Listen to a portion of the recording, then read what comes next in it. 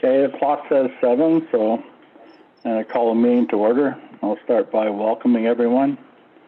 I'd like to take attendance before we start the meeting. Sandy, are you there?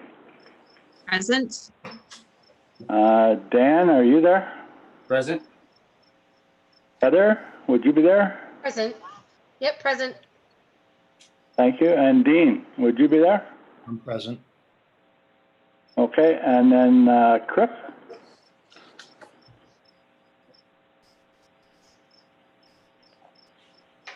Jacob? Present. And Dean? Present. Okay, thanks. Does anyone have any written disclosure of pecuniary conflict of interest?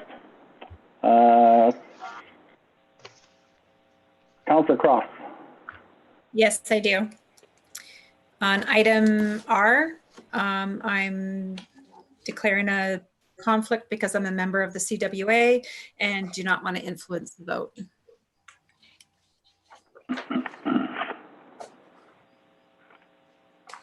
Okay, thank you. Have you submitted something already? Yes, I have. Okay. Next item on the agenda. I have one as well. Mayor Pennell. Okay, sorry, I didn't hear that. Yep. So I thought you were going to go through the list. No, I have two. So number 6R, the CWA for the same reason. Okay. And 6Q for Pilgrim's Craft. He's a neighbor and I have some strong opinions. So I sent in the paperwork, yes. Okay. All right. Dan, do you have anything? Nothing. Dean, are you anything? Nothing. Okay. So we move on to the next item, petitions and delegations. We have Ms. Juanita Sparks from the Calvin's Women's Association wanting to talk about the Calvin Community Hall. I don't know if she's present or not. Would you be present, Lydia? Unfortunately, no, it doesn't look like she's joined us. I did send her an invitation, but she hasn't joined the meeting as of yet. Okay, well, if she does, we can go back to her. So we'll move on to the next item is reports from municipal officers. And the first report is from Chris Wally, our road superintendent. Can you go ahead with that, Chris, please? You're on mute.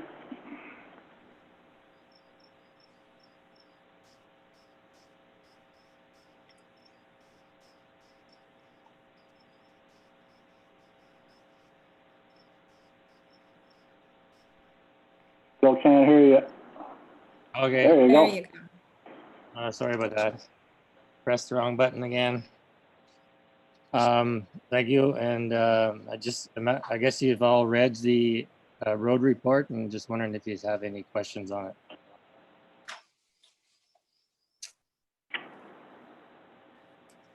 I do.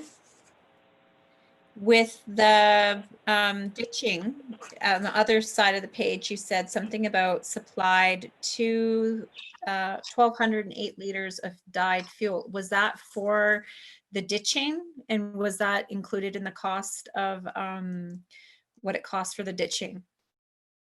That's included in the cost. It's from, we supplied the fuel for the excavator that we rented. Okay. So we rented, So basically, fuel. we saved almost $7,000 by you guys doing the ditching then. If the it budget was very cost- 15,000? Yes, it was very cost effective. When I would agree. priced it out, per meter before, when we would hire an excavator and another dump truck and work alongside them with our 2 trucks, it worked in between $9 and $10 a linear meter. That's just a reference to the past years of ditching. This year,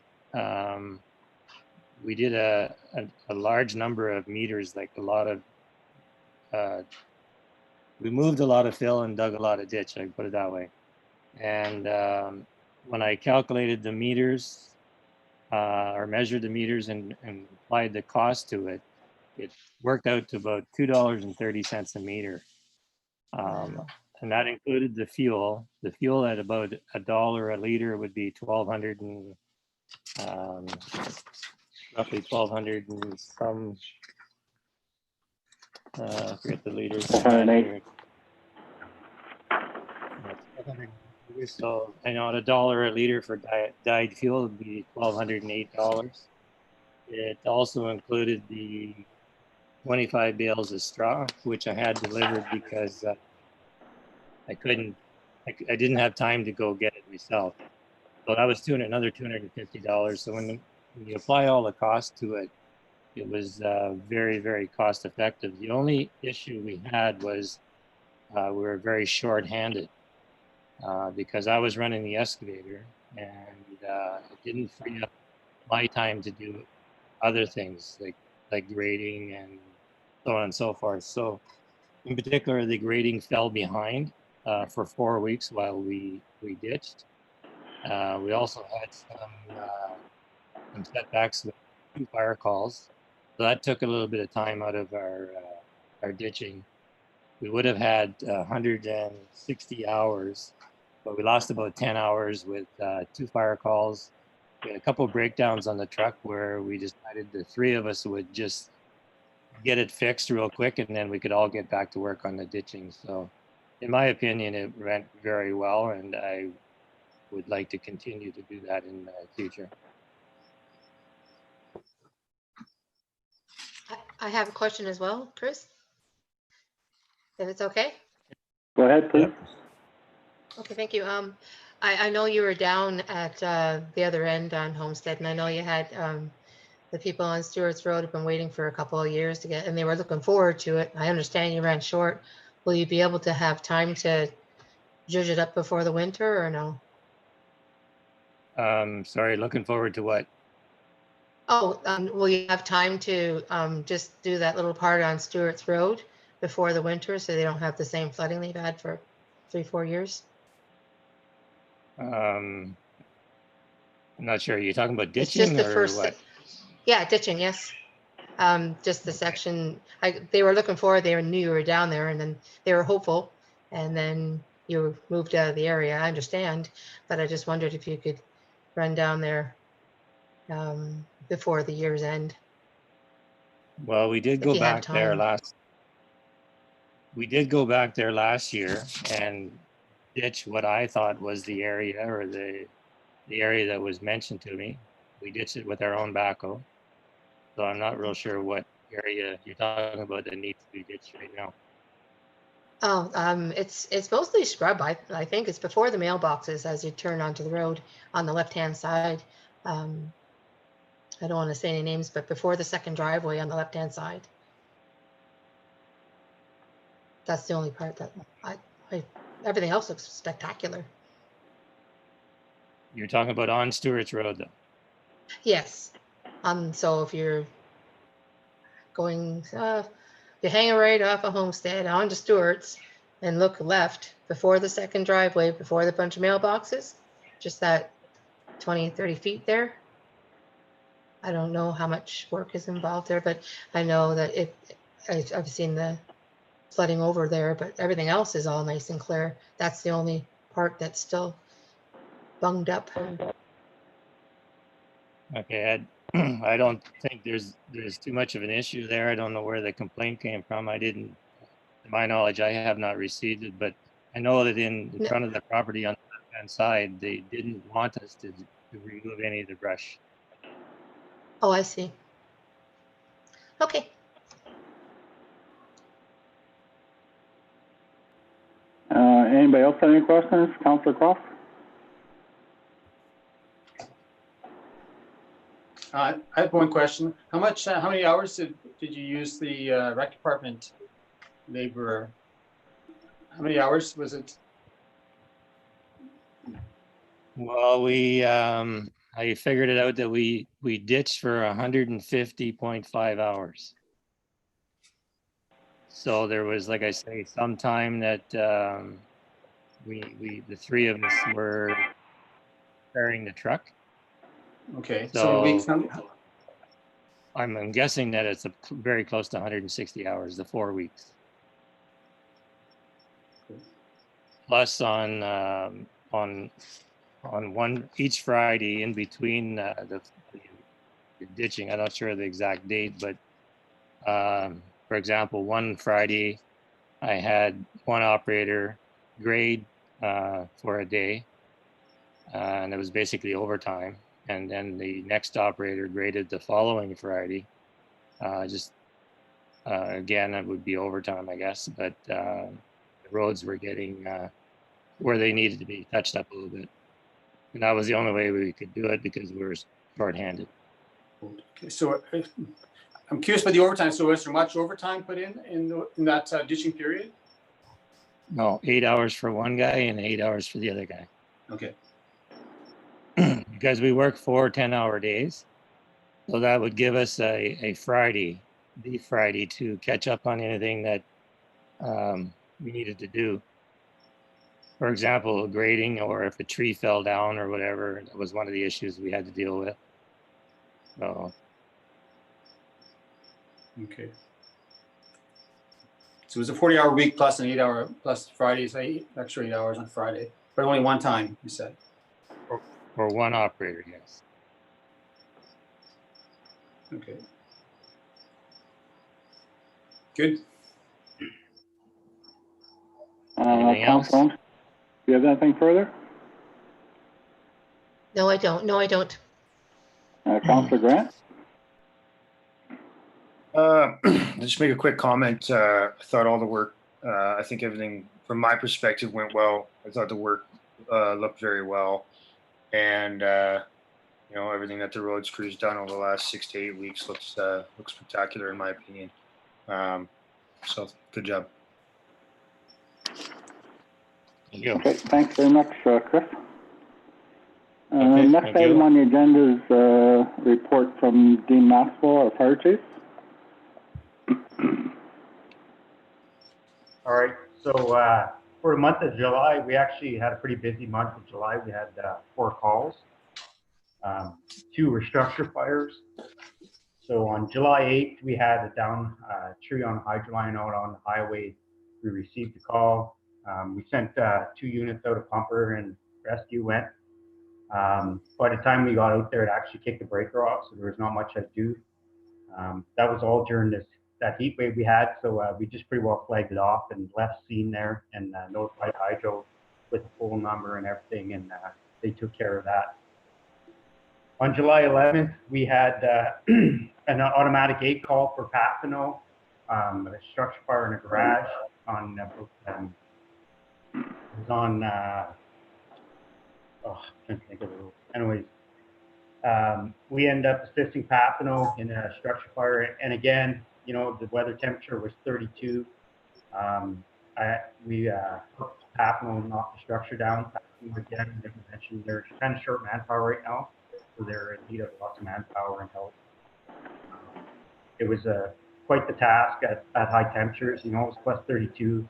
But I'm pretty proud of the guys. They really pulled together really well as a team and took care of each other. And we were in like real good rotation there where we got it taken care of real fast. And we had good teamwork with Papineau, which actually worked really well on the team. And just goes to show, like how mutual aid really, how our automatic aid agreement helps us, benefits both us and Pathno as well. On July 15th, we had an MDC on Highway 17. We had an elderly woman. She took the ditch near Pimsley Bay there. We showed up on scene. She's pretty well. The ambulance was already on scene, and the medics took care of her as well. On July 20th, we had a structure fire in Calvin Township on Homestead Road. And I know lots of times I say how good our guys are there, and this is actually like the proof's in the pudding here, We received the call at 9:56, and we were on scene with the first line full spraying water at 10:09. That's a 13-minute response with water flying. That is almost a response time for like a full-time fire department. I got to give it to the guys. They did an excellent job on this call. Within 9:14, we had the full tank set up, and we were getting water from PT2. We went continuously without running out of water, and that's one of our biggest things on scene is water. The call was automatically sent out to Pathno. Pathno showed up, perfect timing when all our trucks were empty. They showed up with their 2 tankers, and we continued to go from there. Pathno sent 8 guys, and again, it was the high heat weather. We had, it's really hard to fight structure fires in the mosquito suit. It's, I don't know if you'd have to experience it to understand, but it really puts a lot of stress on the guys. We have to rotate guys, and that almost becomes a full-time job on scene when we have to shuffle the guys in and out and take care of them. We did have one Pathno guy and one of our own guys get just a little too much heat, so we just have to put them aside. And we had the ambulance on scene, which is a good thing to have, and they just check over our guys and everything's good. So unfortunately, the structure fire was a garage trailer fire, and they're kind of one of the hardest structure fires to put out because they contain the heat so much that they actually flash over real easy. It's a tin wall kind of structure.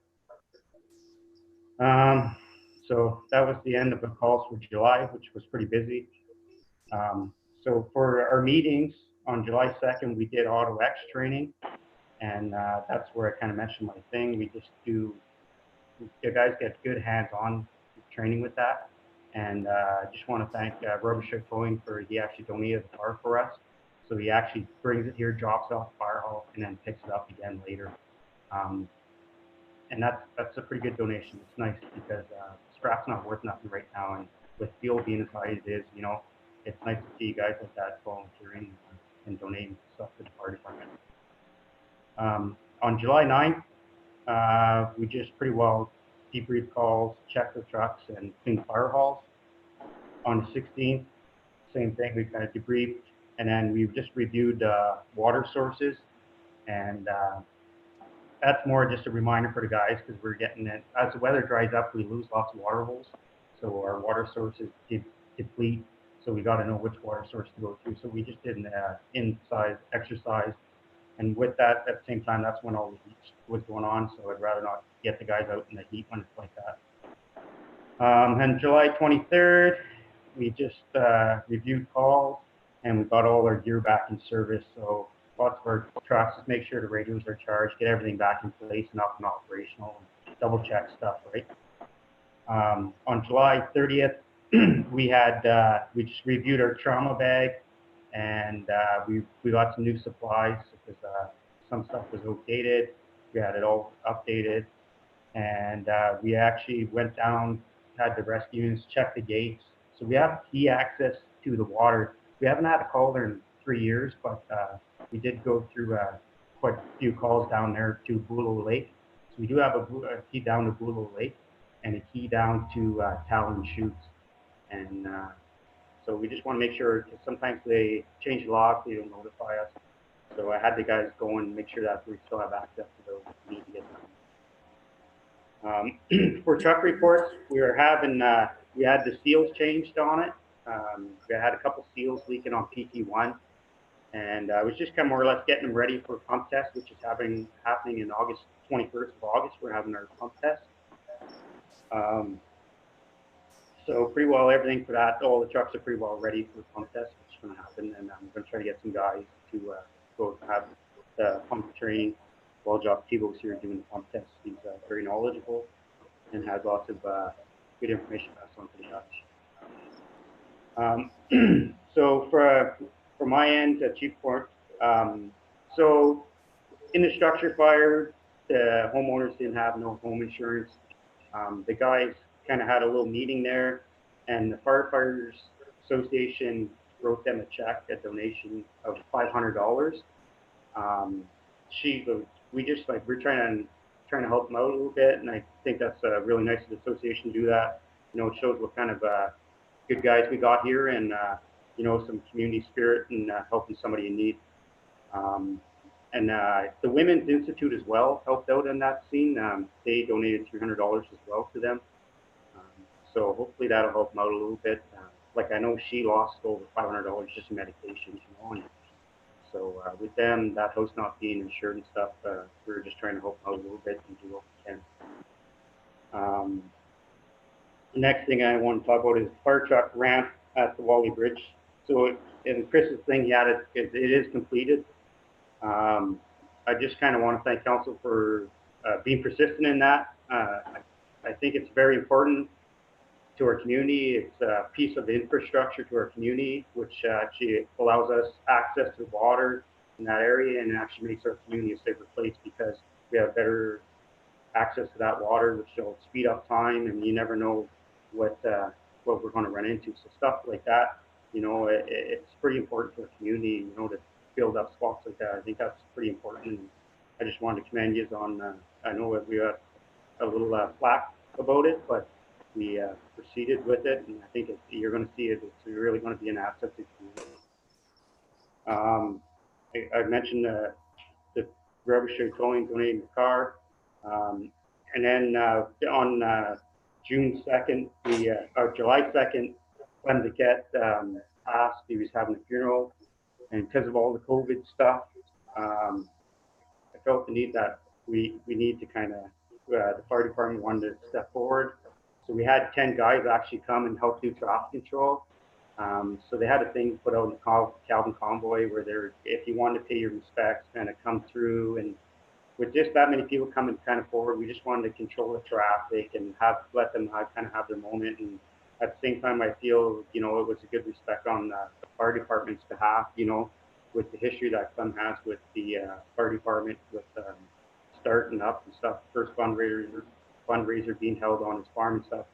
I think it was just a good, respectful thing to do. And the guys, we had, like I said, we had a good turnout. We had 10 guys out, and I know the Duquette family really appreciated it. And again, you know, the guys came forward and did a good job on that. So that's pretty well it for the end of July. Does anybody have any questions on that? Or Councillor Croft? No questions. Just wanted to commend you guys on what you've been doing and how quickly you respond. And I know that the family truly appreciated what you guys did for Clem. And it was great, especially in these times. So hats off to you guys. You've been doing a great job. Councillor Maxwell? No questions? No? Good job. Councillor Olmsted? Same here. It was very awesome. You guys are very diligent and over-respond. I was so impressed with your actions. And the one in Papineau, that was my cousin, and he couldn't shine enough light on you guys. So you guys did a really good job, and you did a really awesome. Mr. Duquette's family should be very, very happy with his tribute, and I'm sure the family are very happy with your. I'm very proud of you guys. Really am. Thank you. we're very fortunate. We got a really good group of guys here, and they really work well together. And the last few calls here, you really see them come together as a team, and that's really where they shine there. And you know, they deserve it too. So Good. I'm very proud of them too. Good. Councillor Grant? I'd just like to highlight the importance of the mutual aid agreement that we have with Papineau. And I think it works. I think it's proven in two of these calls, both the structure fire and Calvin and Papineau. I think that it's important that we work together, and it worked really well for both of us. And just like to thank Dean for his support.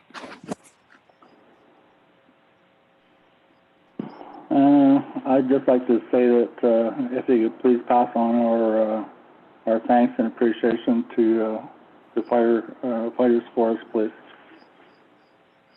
Say thank you. I see Ms. Sparks is with us.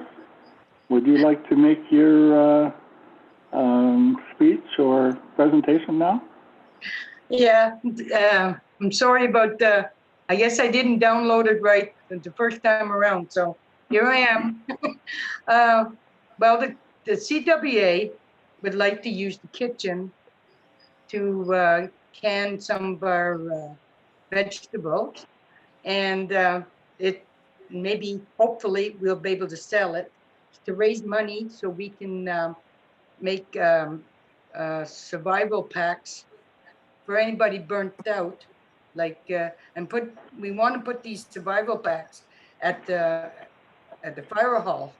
So we were just wondering if we could use the kitchen on the 29th of August, and also need to know what the conditions will be due to COVID.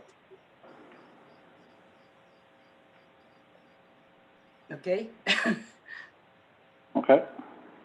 Thank you for that. Not quite sure what the conditions are going to be regarding COVID at that time. We still haven't opened the hall yet, and we're working through that right now.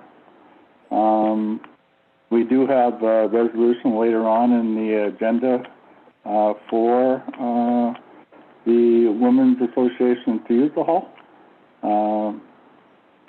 So we'll get to that later on, and we'll get back to you on that, okay?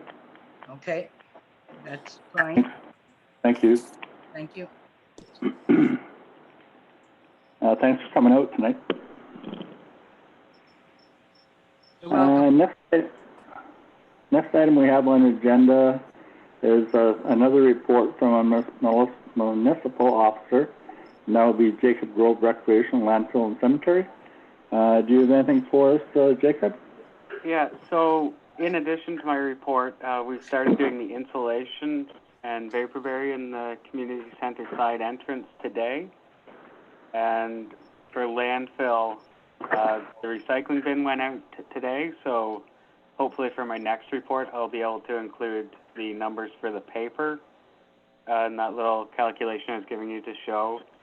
But given those numbers, our residents have done a really good job at self-sorting the recycling. If there's any questions about anything in my report, please feel free to ask now. Councillor Croft, do you have any questions? No, I don't. Councillor Maxwell? No questions. Councillor Olmsted? Hey, I was just wondering what the door company, we seem to have a lot of snafus with that. I'm wondering what's going on with that. Because they got the wrong door, and then it's the wrong, it just seems like everything's wrong. It's been almost a year, and we had to wait 6 months as well. So did they have any response to that? The issue with the door this time was a quality control thing that they caught from the manufacturer. So this problem with the door was on the manufacturer's end, not the contractor's end. But it is being addressed, and the door is going to be replaced. The frame and the automatic opener, to my understanding, will stay, so it should be a fairly quick change when they have the door that meets the quality standards. So they don't check it before they come out? They found out when they got out here? They checked it, and they called us before they came out, but so that they could get the automatic opener installed and close out that part of the project. They put the door in with the right swing, and with the defects that they had noted in it to us and brought to our attention. I hope they get a different supplier. But thank you, that's all. Councillor Grant, do you have anything you'd like to No questions on this report. Okay, thank you. Thanks, Jacob. You're welcome. Next item we have on the agenda is a written report from Shane Conrad, our Chief Building Official. I think everyone should have had a chance to look at that.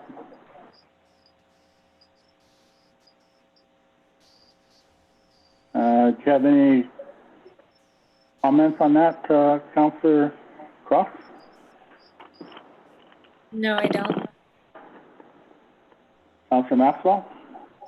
No, I don't. Councillor Olmsted? Oh, I don't. And Councillor Grant? No comments. Okay, thank you. Next item on the agenda is reports from committees, and we have none. Next item is item 6 is action letters. First item there is to adopt the minutes of Tuesday, July 28th. Has everyone, okay, well, I need a mover and a seconder for that. Councillor Olmsted, can I get you to move that? Yes, I certainly can. Councillor Cross, can I get you to second that? Yes, you can. Thank you. So we have the resolution moved by Councillor Olmsted, seconded by Councillor Cross, that the minutes of the regular meeting of council held on Tuesday, July 28, 2020, be hereby adopted and signed as circulated. So we'll open that for discussion. Councillor Cross, do you have anything you'd like to speak in regard to that? No, everything looked fine. Okay. Councillor Maxwell? No comment. Councillor Olmsted? I'm fine with it as is. Okay. Councillor Grant? No comments on that one. Thank you very much. So we need to vote to accept this. So Councillor Cross, you vote yea or nay. Yay. Thank you. Councillor Maxwell? Yes. Councillor Olmsted? Yes. And Councillor Grant? Yes. I vote yea as well. So this resolution is carried. Thank you very much.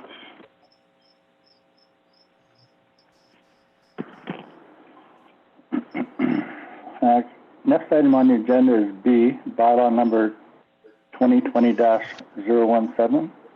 It's a bylaw to amend bylaw number 2015-015, which is a bylaw to permit the operation of off-road vehicles on any highway within a municipality that is under the jurisdiction of a municipality. So we had our first and second readings last time. I need a mover for this reading. Would you be able to move that, Councillor Maxwell? Yes. Would you be able to second that, Councillor Grant? Yes. Thank you. So we have third reading moved by Councillor Maxwell, seconded by Councillor Grant. Is there any discussion on this? Councillor Croft? No discussion. Councillor Maxwell? No discussion. Councillor Olmsted? No discussion. And Councillor Grant? Well, I just wanted to briefly say I think this is a great addition to the previous bylaw we have, and I think it's important to our residents and some of the tourist business it is, and I think it's a really positive thing. Thank you. Thank you. So we need to take a vote on this. Do you vote to accept this, Councillor Cross? Yay. And Councillor Maxwell? Yes. And Councillor Olmsted? Yes. And Councillor Grant? Yes. And I do as well. So this third reading is now carried.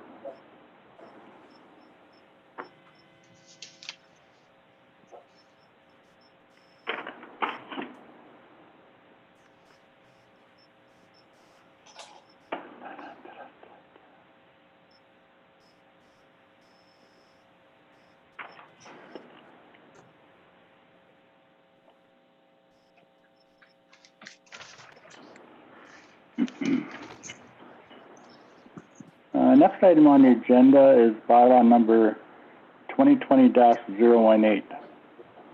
And it's a bylaw to adopt a policy for the COVID-19 municipal operations and services reopening plan. Has everyone had a chance to take a look at that? It was quite lengthy. We kind of went over most of it at our last meeting. So let me get a mover and a seconder on that one first. Councillor Olmsted, can you move this one? Yes, I will.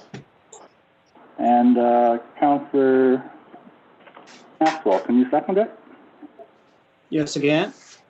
Thank you. So we have the first reading of a bylaw to adopt the policy for the COVID-19 policy operations and services reopening plan. So I'm looking for discussion. Councillor Cross, do you have anything you would like to offer? No, it looks good to me. I don't see any changes I would like to see happen. Okay, thank you. Councillor Maxwell? Nope. Okay, No discussion. thank you. Councillor Olmsted? I just wonder what this is necessary for. Everybody else is open. And it seems like we dragged our heels and the paperwork has taken so long and maybe it's not necessary. That's my opinion. Okay, thank you. Councillor Grant, do you have anything? I see this as a working document, meaning I think we should be open to changes. I'd like to get moving forward. So I'd like to reopen as soon as possible. Like I said, I think this is a good working document to work from, and I'd like to enact a plan and go forward with the phases in our municipality. Okay, thank you. So this first reading, I need a vote then to accept it or not. So Councillor Cross, how do you vote? Yay or nay? Yay. Councillor Yay. Maxwell? Yes. Councillor Olmsted? Yes, I want to open as soon as possible. Okay, Councillor Grant? Yes, we're doing first and second reading, correct? This one here is the first reading. Okay, I would like to say yes. Okay, thank you. And I'll vote yes as well. So the first reading of this bylaw to adopt the policy for the COVID-19 municipal operations and services reopening plan is carried. Thank you very much.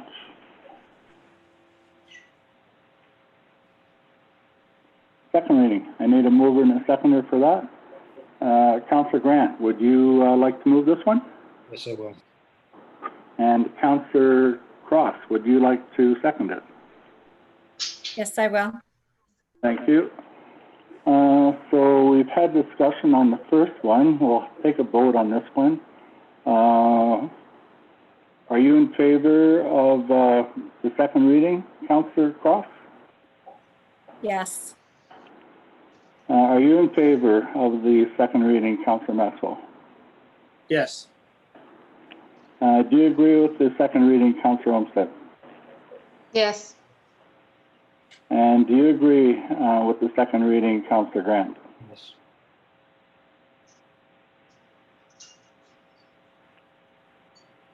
I do as well. So the second reading of this bylaw is now carried. Thank you very much.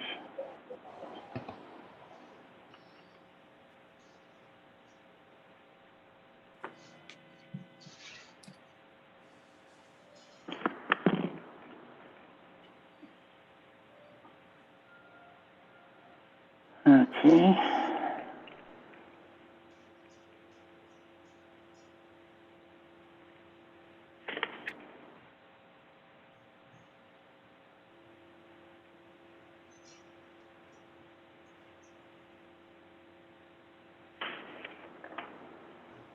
I'm behind here. Safety. Okay, so the next item on the agenda is the clerk treasurer report, 2020 CT 27. It's amendments to the procedural bylaw to include electronic meetings and/or participation in meetings with a draft bylaw amendment.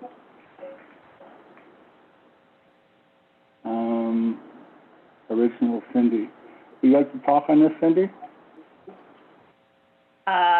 So what I've prepared here is a draft bylaw. I went through our current procedural bylaw and picked out what I felt needed to be changed in order to accommodate electronic meetings in the future. We can't pass anything, as I indicated in the report, we can't pass anything tonight. That's why it's in draft format. We have to give public notice at the previous meeting, which will be this meeting. And then I also have to put it in the local paper, which I will do tomorrow if that's what council decides to do.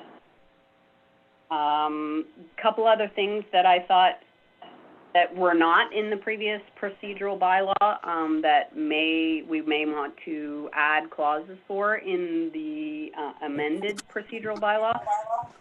Be making special note that the chair and the clerk can do their respective duties, chair and clerk, electronically as well, just so that it's abundantly clear in the procedural bylaw. And also, if we have, in preparation, if we have a second wave and where restrictions become more tightened, like we go down to 5 or 10 people again in a public forum, you know, maybe council wants to mention something about hybrid meetings, not only for, you know, not all council, like some council can be electronic, some councilors, excuse me, can be electronic and some can be in-house. And then same sort of idea with the public. So say, you know, we're limited to 25 people or 15 people or, you know, something along those lines. There's 5 council members, 3 managers plus the clerk. So, you know, that's 9 people, so we can only have an extra 5 or 6 people from the public come, and then after that, they have to join electronically. So just throwing things out there, if council wants to add these types of things in so that it's abundantly clear in the procedural bylaw. It's based on readings that I've done of others and some webinars that I've attended, that those are some things that have been suggested. And that's all I have. Okay, thank you for that. What's your thoughts on that, Councillor Croft? I think this is a great idea. The more we can have our public involved, the more transparency and more availability to people to attend and ask questions and to hear what's going on. I think this is a great idea. The sooner we can do it, the better. Thank you. Councillor Maxwell? Yeah, looks like it's a good idea. I think there'll be some problems that we haven't foreseen yet. I'd like to know if a person isn't there in person at an in-person meeting, how will they be represented? Will it be a screen that shows their face, or will it be like how do we see them in a meeting? If a councillor is away out of town but decides to participate in a meeting, how does that councillor, how is he represented? He or she is represented at the meeting. I'm kind of curious on how that will work out.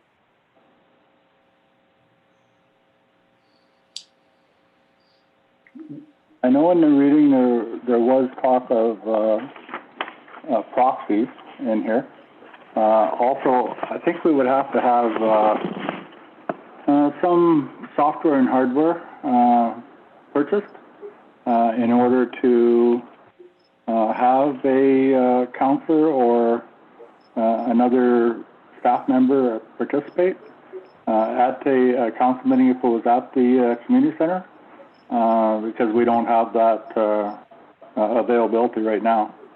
And we did talk, I think it was at our last meeting, about doing some research to find some possibilities or pricing to probably do that in the future.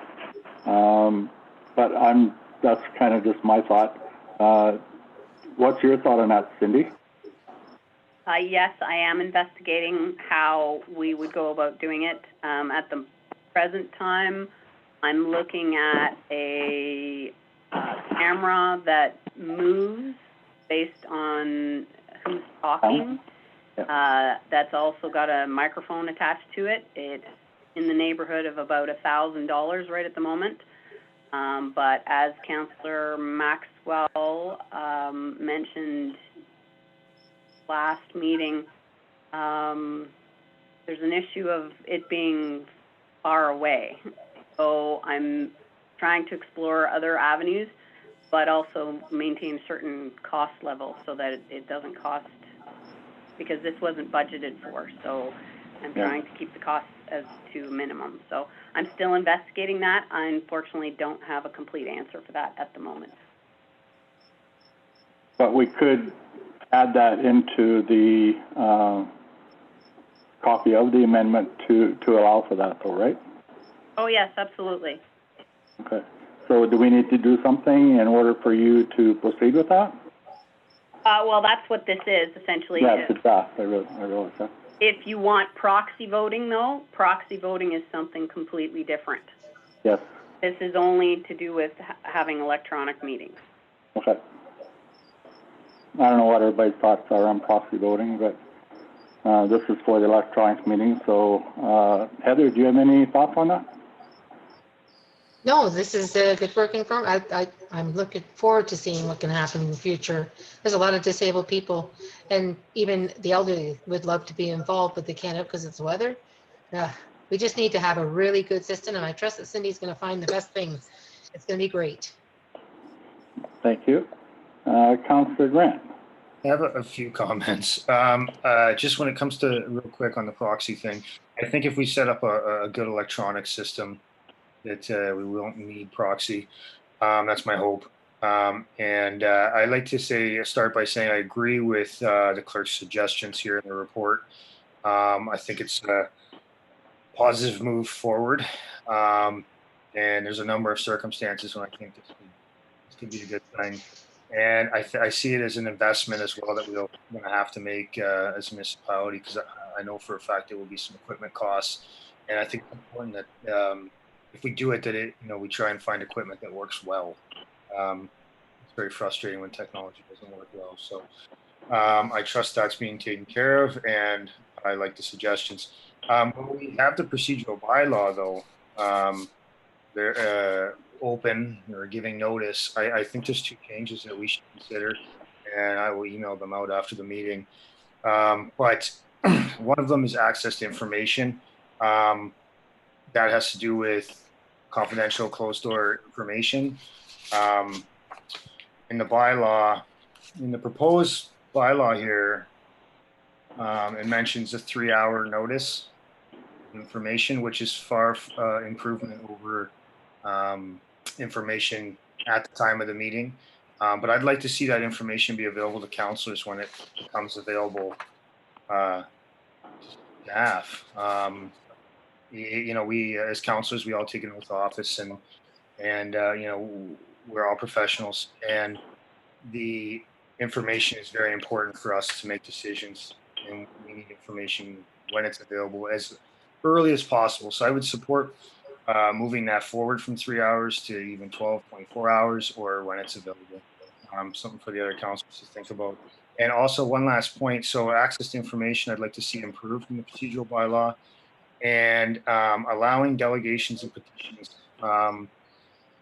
Currently, we don't do this practice anymore, but there's nothing to say that we can. It's not illegal, but if any council in the future passes a bylaw, anything, 3 readings in 1 meeting, or even resolutions, because I haven't brought this up before, but because people have to, if they want to put a petition in delegation, without dispute, let's say they have to do it by 12 noon Thursday before the agenda is created. If we, I believe we should allow people to have 5-10 minutes, a reasonable period of time to have petitions or delegations on agenda items up until the meeting. That way, public is always allowed to comment. Currently, they would need approval from the chair or 2/3 of council if they'd like to put a petition or delegation in after Thursday at noon. So I'd like to see that change to allow petition delegations up until the meeting on agenda items. I think is important. Everything else can be issued in advance. So I'll follow up with those, but those are two things I think will be a great addition to what is already being suggested, and I think we should do it all at once. Thank you. Thank you. So you can proceed with this then, Cindy? There's a resolution here. Okay.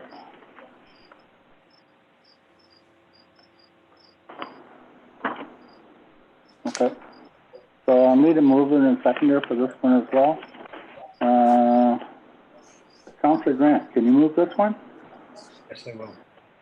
And Councillor Maxwell, could you second it? Yes, I will. Thank you. So we have a resolution moved by Councillor Grant, seconded by Councillor Maxwell, that council hereby authorizes the clerk treasurer to proceed with the proposed amendments to the procedural bylaw 2008-008 and amended 2020-008 to include electronic meetings and/or electronic participation in meetings, and bring forth the amended bylaw at the next regular council meeting on Tuesday, August 25th, 2020. So I need to take a vote on this. Councillor Cross, do you vote yea or nay? Yay. Thank you. Councillor Maxwell, do you vote yea or nay? Yes. Thank you. Councillor Olmsted? Yes. Thank you. Councillor Grant? Yes. I vote yes as well, so this resolution is carried. Thank you very much.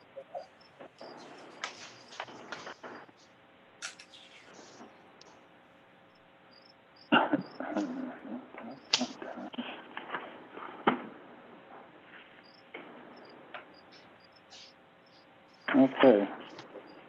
Next item on the agenda is F, a road use agreement. And we have a resolution in front of us. So I'll need a mover and a seconder for this one as well. Councillor Olmsted, can you move this one? Yes, I will. Thank you. And Councillor Cross, could you second it? Yes, I can. Thank you. So we have a resolution then moved by Councillor Olmsted and seconded by Councillor Cross. That the Council of the Corporation of the Municipality of Calvin acknowledges the Task Municipality of Calvin Road Use Agreement template to be used on the basis for future requests made by property owners for road agreements required within the Municipality of Calvin. And further that each request will be reviewed on a case-by-case basis, and the template could potentially be amended based on the request under review. And further, costs, if any, associated with request under review will be clearly stated within the agreement and reviewed with the property owner. Any discussion on this? Councillor Cross. No discussion. Thank you. Councillor Maxwell? I don't have any discussion. I just want to say one thing though. I'm having problems with my connection tonight, and I keep getting kicked off and put back on within a couple of seconds. I've been in and out of the meeting a lot tonight, so if I'm not here for a second, I'm usually back on in 20 seconds or so. Okay. No discussion about this. Thank you. Councillor Olmsted? No, this is perfect. Thank you. And Councillor Grant? No discussion. Thanks, good. Thank you very much. So we'll take a vote, okay? Councillor Cross, do you vote to accept this, yea or nay? Yay. Councillor Maxwell, yea or nay? Yes. Yes. Councillor Olmsted? Yes. Thank you. And Councillor Grant? Yes. Thank you. I vote yea as well. So this resolution is carried. Thank you very much.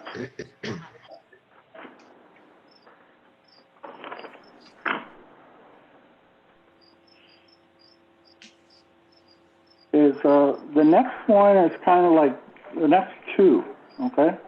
I think the idea is to make a choice between G or H, all right?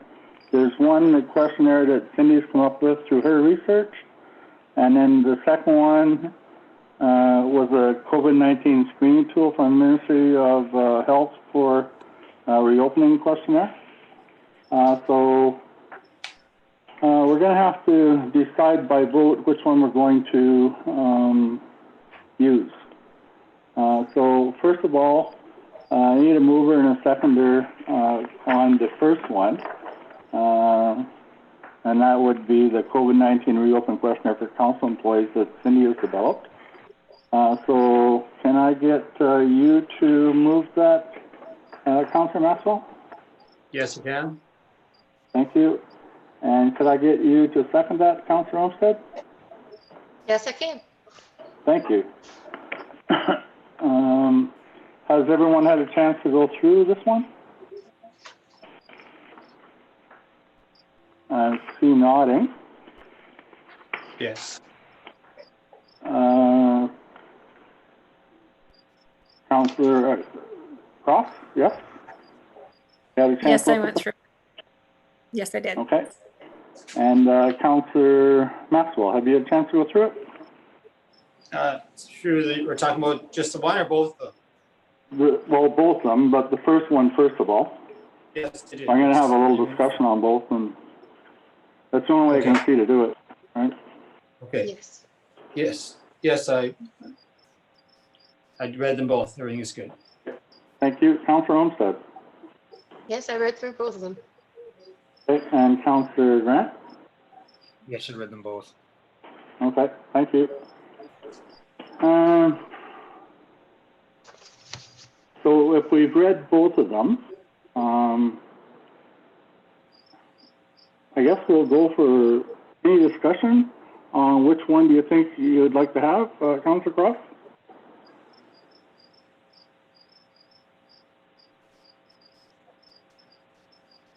If I had to choose between the two, it would be the first one. Okay. Anything further?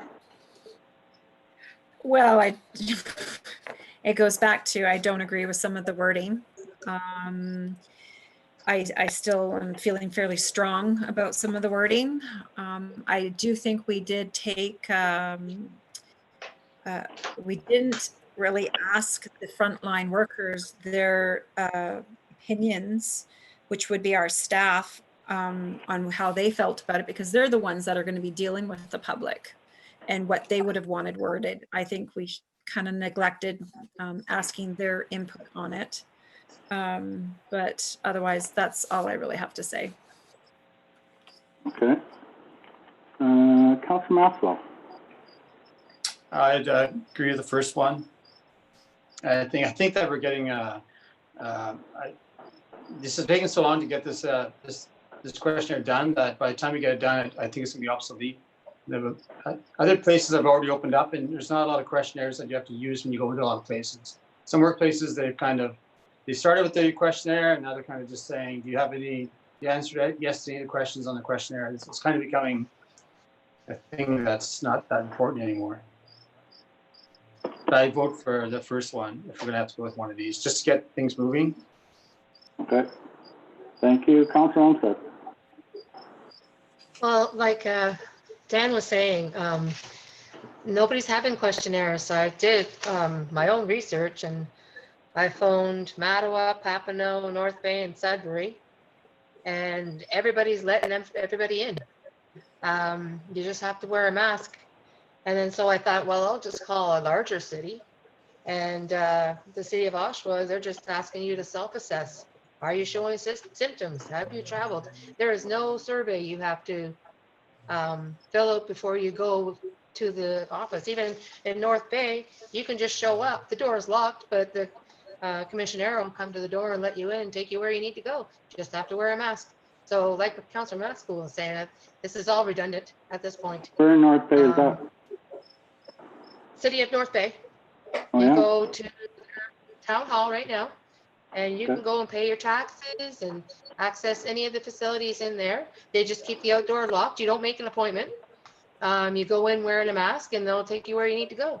And so then I thought, well, Sudbury's having a little bit of a spike. Let's call there. So yeah, they're recommending that you use other online methods to pay, but you can still come in wearing a mask, even with they're having a little bit of a spike. The only ones that have any kind of restrictions are us and Bonfield at this point. Mattawa, they're even having in-person meetings, and 3 to 4 people are coming to the meetings, but to allow more people, they're going to move upstairs to the arena next week. So I think at this point, we are absolutely behind the 8 ball, and this is all redundant. Anything further? Nope, that pretty much covers it. Councillor Grant. I just like the first question there. I just don't believe it's reasonable to ask some of the questions about spouses and some of the travel district, and it's quite stringent, let's say, because some of these activities don't indicate that. They don't mean that you might have COVID if you take precautions. All the medical facilities are using the second questionnaire. They're all high risk. I much prefer the second questionnaire, and I also think that we can keep the first questionnaire in case spike just get out of control. To have that on file. I definitely support the second, and I do question whether we need a questionnaire at all. But I would like to move forward. I'd like to see us get open. I'd support the second one and review more instances to have one at all. Okay, thank you. Okay, so we're going to have to, we've had discussion on them. Well, I guess we'll go to a vote on the first one first. Initially, Sandy and Dean have said they support that one, but we'll do an official vote on that. Councillor Cross, do you vote yea or nay on the first one? Yay. Thank you. And Councillor Maxwell, do Yay. you vote yea or nay on the first one? Yes. Councillor Olmsted, Nay. nay? Nay. Yep. No. Councillor Grant, No. no? I'll vote yea on this one. So this resolution is carried. And then I'm not sure what we do with the second one now. It has to be defeated. It's defeated? Okay. Well, the same procedure has to follow. We have to have a mover and a seconder, and then people vote, et cetera. Can I get a mover, Sandy, for the second one, please? Yes. And Dean for the second one? I don't see the purpose in moving the second one. We have to vote it down to defeat it. We don't move in second. There's no discussion. It's defeated. I'm not going to second it. You're not going to second it? No, we don't have to. Heather, will you second it? Well, I don't mind, but we don't have to. It's already been defeated. We already made a decision. But Well, we got to pass the same procedure on this one as we did on the first one. Okay, so that requires a mover and a seconder and a vote. okay. Okay? Thank you. So I got Sandy on the first one, Heather on the second one. So we'll take a vote on the second one. Sandy, you vote yea or nay for the second one? Nay. Councillor Maxwell, yea or nay? But that was, I vote yes. You're voting yes for this one now? I know I'm gonna vote no. Thank you. No.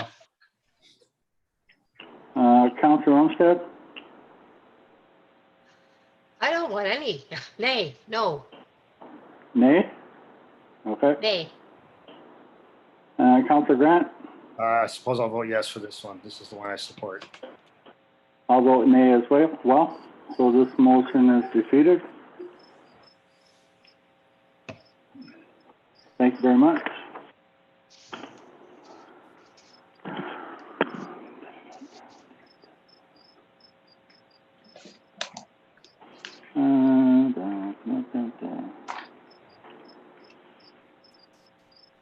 So next item on the agenda was renewal of the group insurance policy.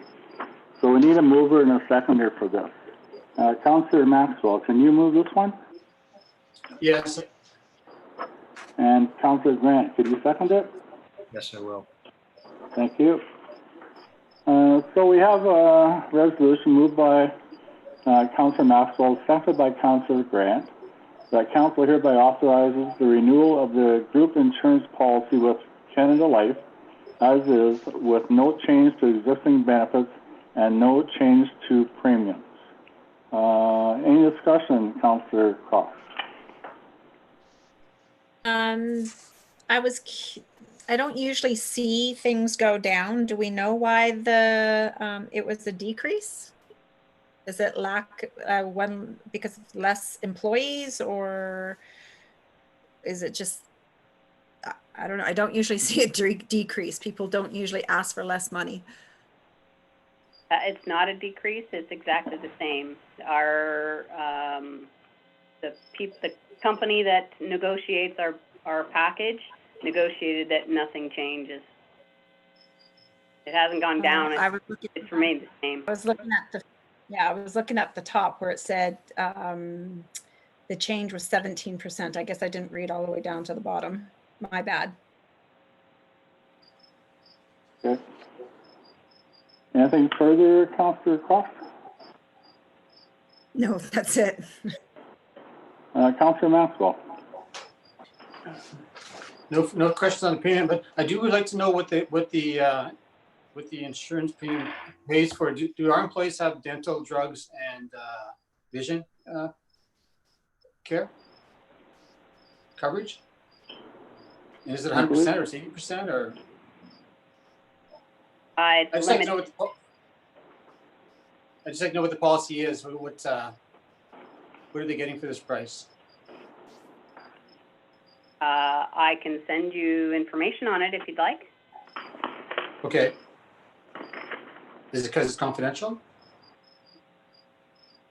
Well, I don't have it memorized, Okay. so that's why I'm saying I could send information. There is dental coverage, yes, but it's limited. There is eye coverage, yes, but it's limited. There's some other health benefits like massages and things like that. That is also limited to a certain dollar value. Drugs? Drugs, yes, but again, it's limited. There's caps on things. Okay. No Anything further questions. Councillor Maxwell? No. Councillor Olmsted? No, thank you. They answered everything. Thank you. Okay, thank you. Councillor Grant? No comments, just if the information is provided to Councillor Maxwell, Okay. it's being provided to me as well. So, and I think it would be. I'm just mentioning it as well. Okay, so thank you for that. Let's take a vote if we want to authorize the renewal of this policy. Councillor Cross, yea or nay? Yay. Thank you. Councillor Maxwell? Yes. Councillor Olmsted? Yes. And Councillor Grant? Yes. I vote yea as well. So this resolution is carried. Thank you very much.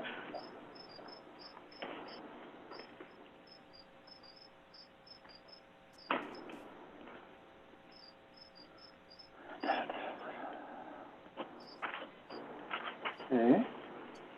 We had asked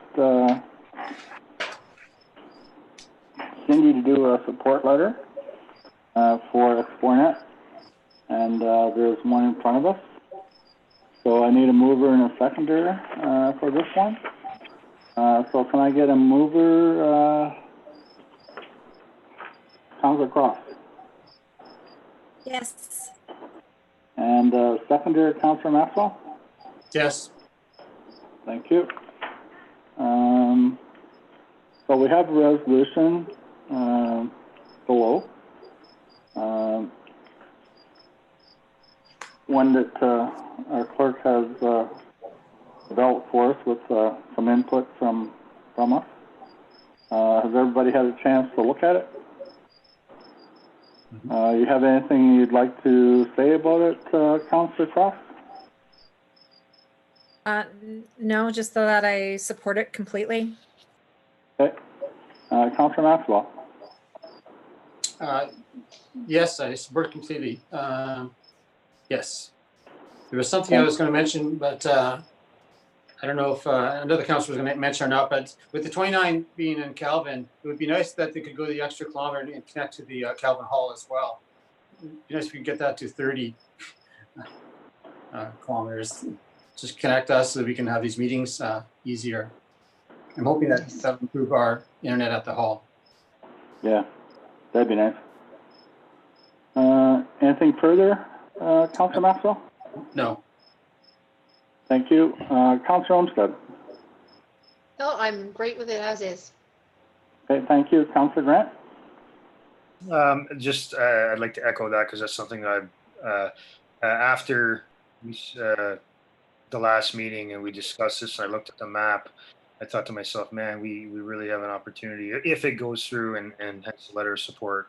But I think we need to try and negotiate, if at all possible, and be aggressive. Try and get an extra run to the township hall. Fiber at the hall would make everything instant. And I'm sure there's possibility there. And I guess this is a first step. We'll see how it goes, but I think it's something important that we keep in our mind about connecting our municipality, or our municipal hall. Thank you. So we need to have a vote if we're going to send this or not. Councilor Cross, do you vote to have this sent? Yay or nay? Yay. Councilor Maxwell, yay or nay? Yes. Councilor Olmsted? Yay. Yes. Councilor Grant? Yes. I vote yay as well. So this resolution is carried. Thank you very much.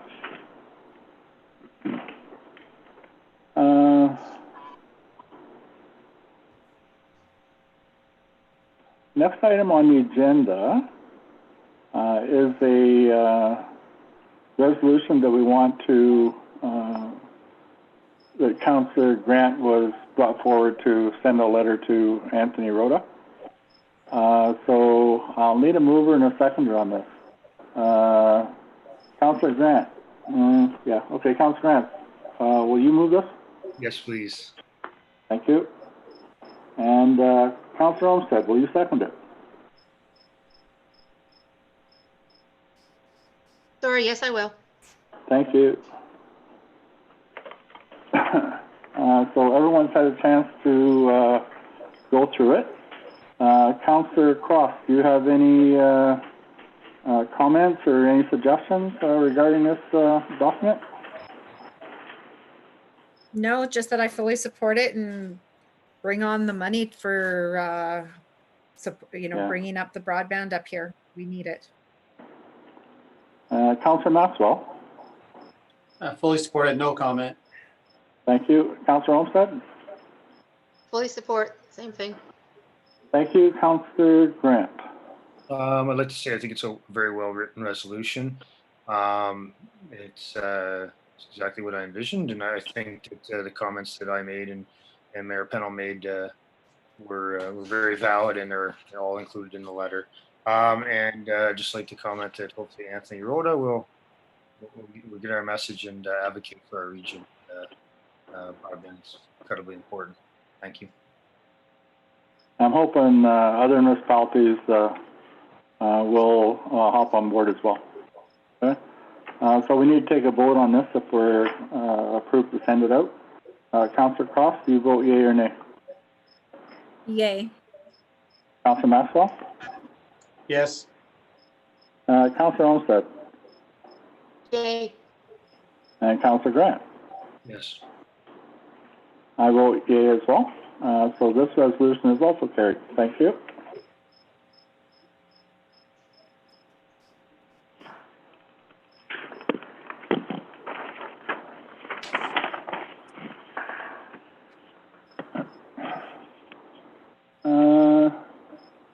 Next item on the agenda is a letter to Premier Ford concerning long-term care facilities.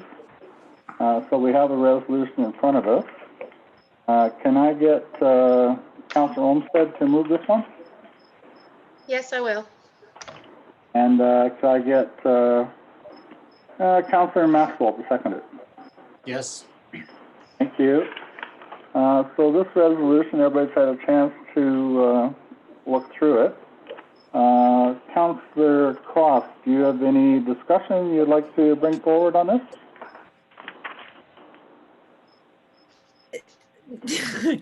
Just that I never want to write one of these again. It's really, really hard. So, no, just hopefully everybody supports it. Okay, thank you. Councillor Maxwell, No discussion. Looks good. Councillor Olmsted, So I support it. thank you, and Councillor Grant. Yes, I support it. It just doesn't, should it say in the agenda that it's a motion by Sandy Cross? I just wanted description's correct. Should it say what? I'm sorry? It says, I just was wondering if it should say it's a motion from Sandy Cross. Sandy wrote the motion, did she not?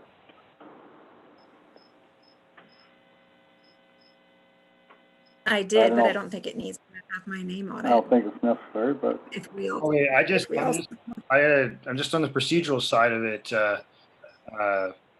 Anytime I've brought forth a motion, it had to come for a vote. It had Dean Grant's motion. I think it should also get credit, and we should follow the same procedure if that is procedure. I don't know where we put that in there, how we word it. Because this is what's going to go with the other municipalities, right?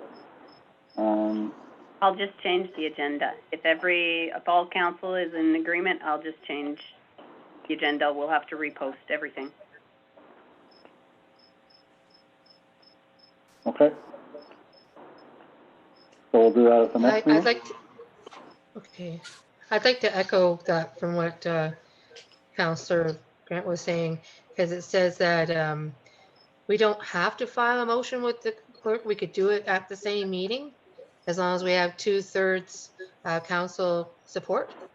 So I think what his point is that when he wanted to file his motion with for the broadband, we had to come before council for now 2 meetings. So we just want to have transparency that we have to follow the same protocol each time. It's under section 13.5 to want to do it the same day, or, the 13.1 is filed with the clerk. Okay. Part 13. Yeah. So we can bring this back at the next meeting then? Yeah. What? This isn't a notice of motion. No. No, Sandy? just, Added this to the agenda. She requested that it be added to the agenda before noon on Thursday. but when Councillor Grant wanted to add his to the agenda, we had to go through the old-fashioned way with the motion. Through the letter Councillor for Anthony Grant Rota. provided a notice of motion at 60 something or other the night of the meeting. Oh, I see. Those are two different things. But we could do a motion the same night, though. That's the point I'm making. If that does come up again, we maybe don't have to wait a whole entire other 2 weeks till the next meeting. As long as we have 2/3 support, we could do it the same day. Is the point I was trying to make. Just so we don't lag and we can keep moving forward. If you know what I'm saying. if I may comment for myself as well. I support the motion. I just think that I just assume that if a councillor puts something on the agenda, it would be recognized that a councillor did so, as has been the case in the past. And I don't see why we can't vote on it. It's just a minor agenda change. Okay. I believe I CC'd everybody on the motion of me put on the agenda. This was the motion that Dean had suggested that I write, not Cindy, to give her a break from her workload. So I believe everybody received the motion in plenty of time. So I don't really see what the issue is here.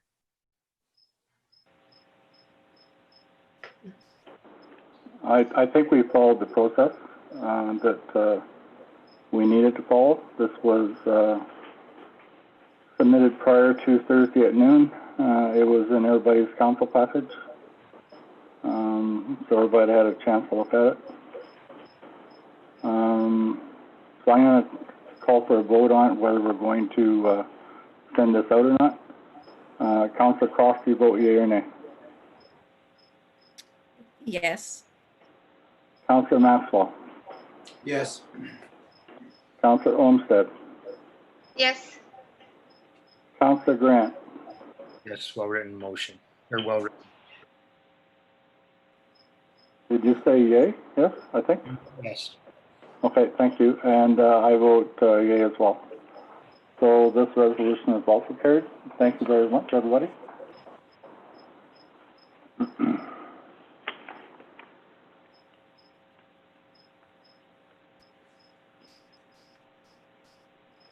Okay.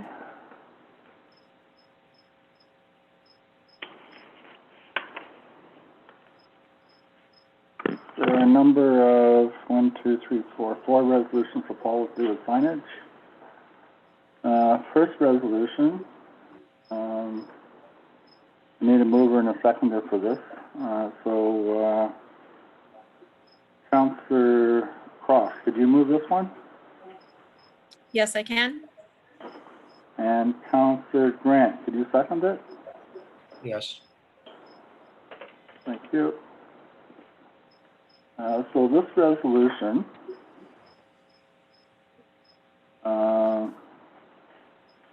is to erect an emergency vehicle parking only sign at the Madifu River Fire Truck Filling Station. So, Councillor Cross, do you have anything you'd like to say regarding this resolution? No, I don't. Excuse me. Councillor Maxwell. I'm probably not going to support this one unless someone can change my mind. It just says that we were told on the 14th that there was a problem with parking at the Madifu truck filling station, which wasn't built yet at the time. So I guess they must have been assuming it was on the road that the problem is parking.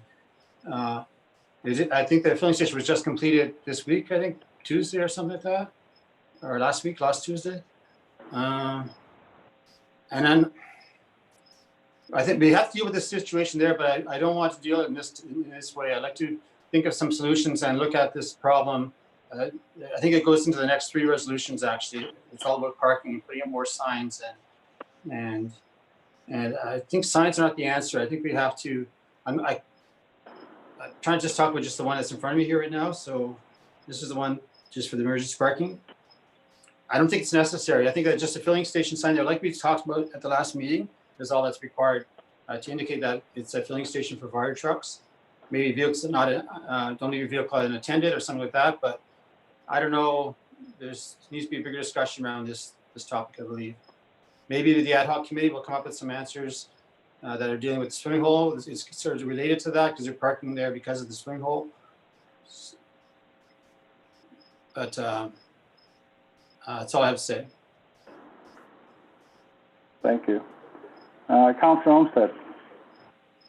Yeah, I'd like to echo exactly what Councillor Maxwell was saying, because It was just supposed to be a filling station, and instead of popping up a bunch of signs everywhere, we could just solve the problem, and we haven't had a chance to meet as our ad hoc. So I think this is premature.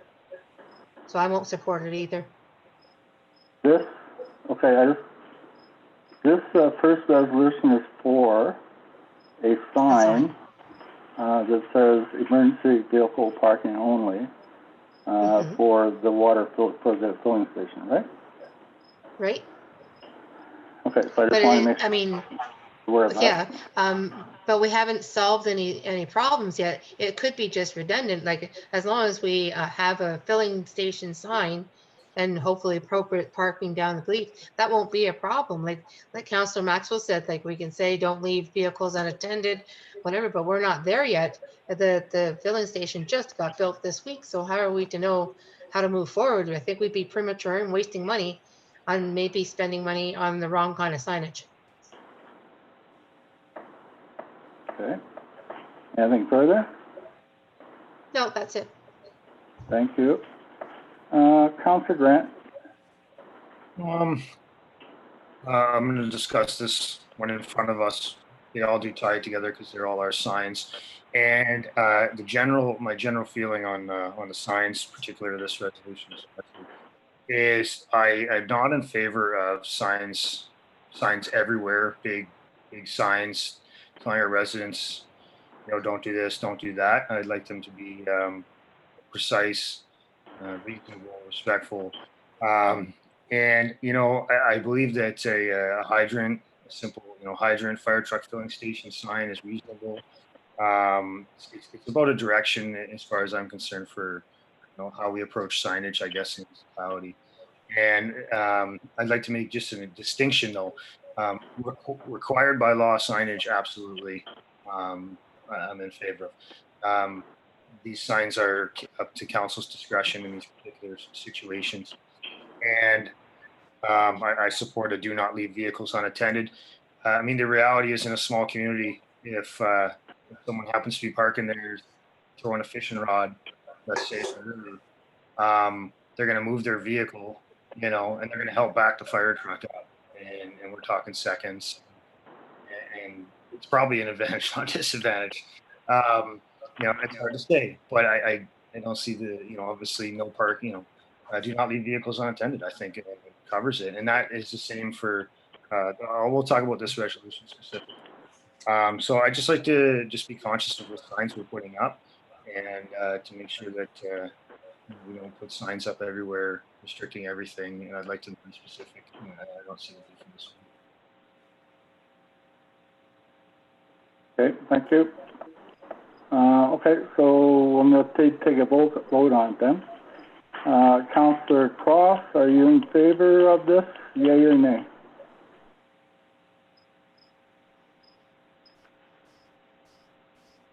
Yay. Councillor Maxwell? No. Councillor Olmsted? No. Councillor Grant? Not as written, no. Councillor Pennell? No, Mayor Pennell? I'll vote for it too, but it's defeated. So thank you.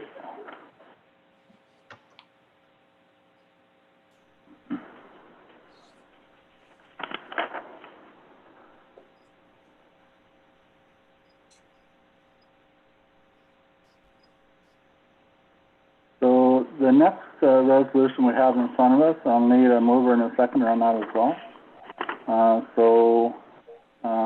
Councillor Cross, can you move this one? Yay. And Councillor Grant, can you second it?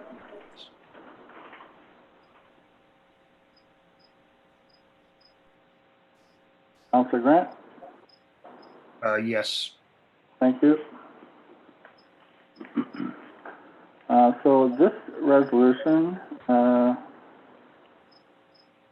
is a resolution to protect the land, to regulate parking of bylaw 2019-019, which was passed on 12th of November 19. And this resolution will be to erect the proper parking, no parking signs on Peddlers Drive near the Mabdeful River.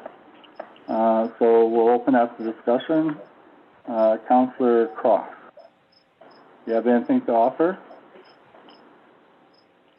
Well, some of the comments made by the other councillors did make some sense to me. I don't want a bunch of signs up everywhere, especially big ugly signs. I do think it's important that there is a sign saying that it is a filling station.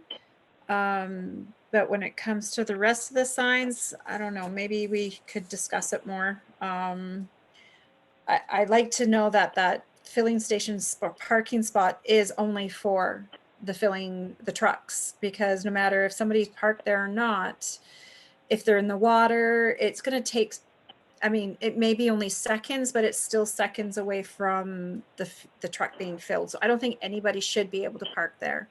The rest of the stuff, I don't know. It's I don't want to see a bunch of signs, but we need to make things clear too. So I'm kind of on the fence here.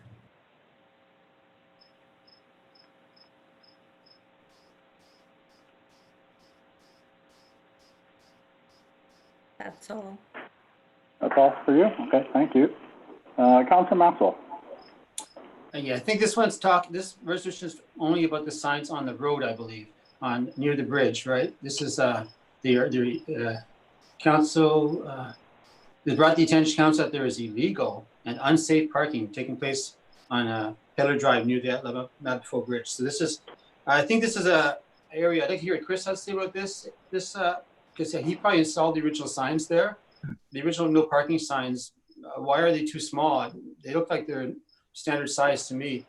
I think the idea is to get larger no parking signs, I guess, for along the road there.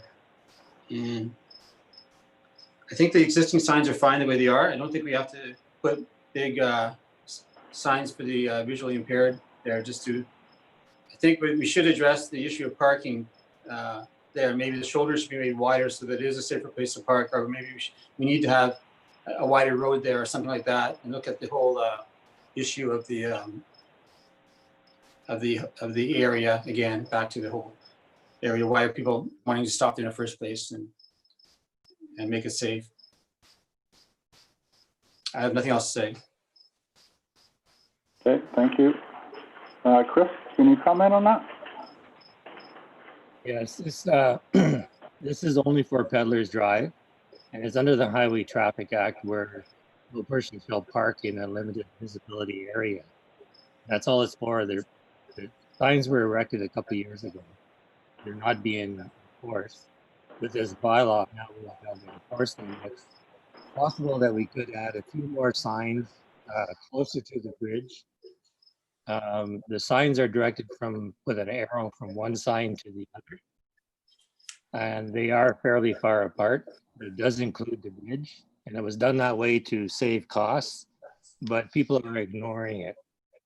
And up until we made the parking spot for the fire truck, they were parking on the roadway, which is very dangerous. There's been several times when cars come from either direction, but mainly from the west, and people are on the roadway parked, and it's only a single lane there, so it's quite dangerous. And that's what this bylaw is for. Okay, thank you. Perhaps it should be looking at speed control there, perhaps lowering the speed in that area, and some watch for pedestrian signs, that type of stuff, as opposed to not just no parking signs. That's possibly true, but people will still park there even if you reduce the speed.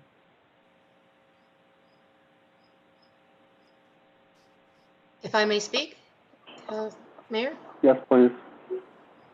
Okay, I think, again, this is going to fall under the ad hoc. I agree that we have to lower the speed limit there with people walking across. And I think that if we were just a solution-driven council where we can accommodate the parking down at the bottom of the hill, then this won't be an issue. There's never like 15 people down at the swimming pool. It's only 1 or 2 families. So if we develop that we have 2 spots down there, and it is way too dangerous to be doing 80 through there.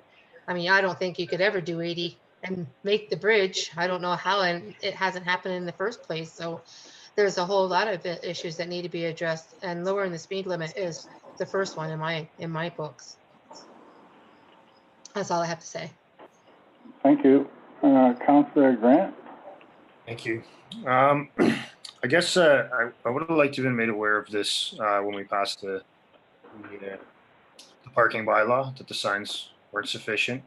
The way the resolution reads is that, you know, that under the Highway Traffic Act, we do not have sufficient parking signs.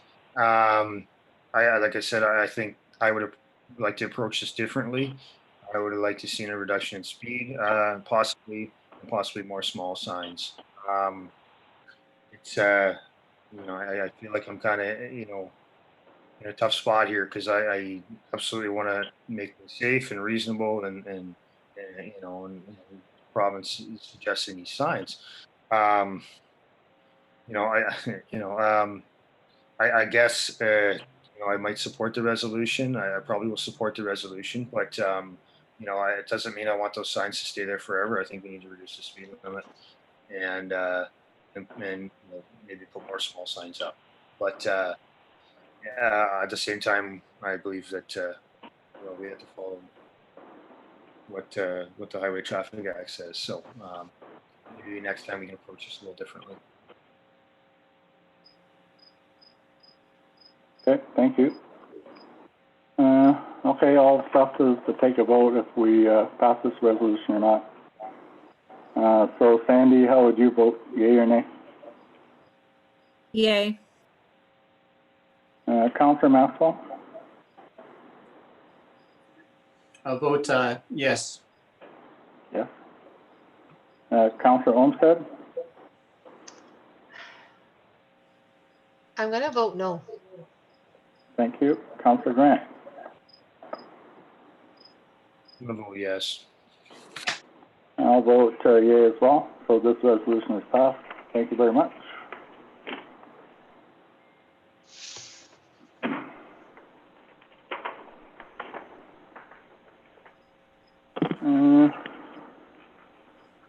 The next resolution we have is regarding signage for the parking bylaw at the down at the boat launch on Suzanne's Road. In order to give effect to the bylaw for the parking there, and to direct and warn and guide pedestrians on vehicle traffic for the safety and convenience of the public. And this is no parking, no overnight parking, and for the water access only property, and parking in designated parking areas must be prominently displayed in the vehicle. That's some information leading up to this. So any discussion on this, Sandy? Oh, I need a mover and a seconder first. So Danny, can I get you to move this one? Okay, yes. And Heather, could you second it? Okay, yes. Thank you. So Sandy, it's open to you for discussion. I kind of feel that we need to support this one because with the parking that we've helped create and build there, it would just support the work we did down there. I have something to talk about later about that, but as of right now, I think it is fine the way it is. What is fine the way it is? I support the motion. Okay. Councillor Maxwell, your thoughts? Some of it is okay. I'm not in favor of, I'm just trying to find it now here in the, where it says this, I think there's emergency vehicle parking notice in here that they can't park in certain areas. It sounds like there's a little too much signage going on here again. There's just too much signs.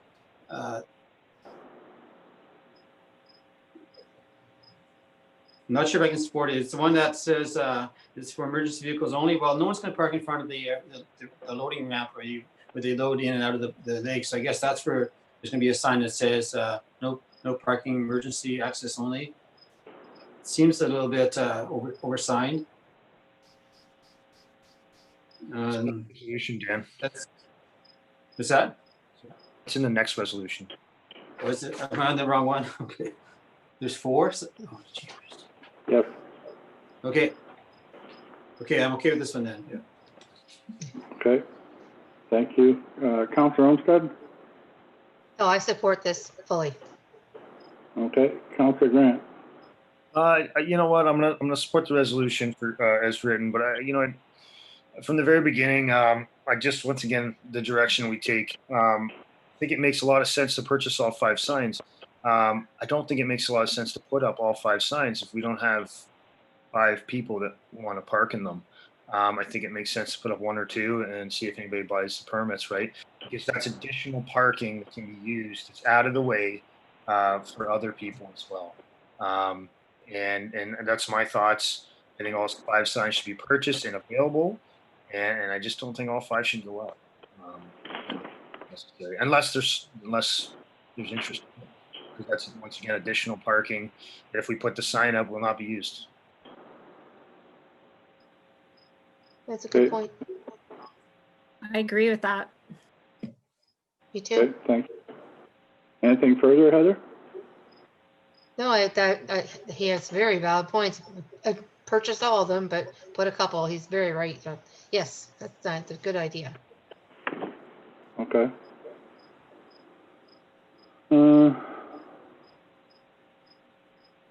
Okay, so sounds like mostly agreeing, however, just not put a number, right?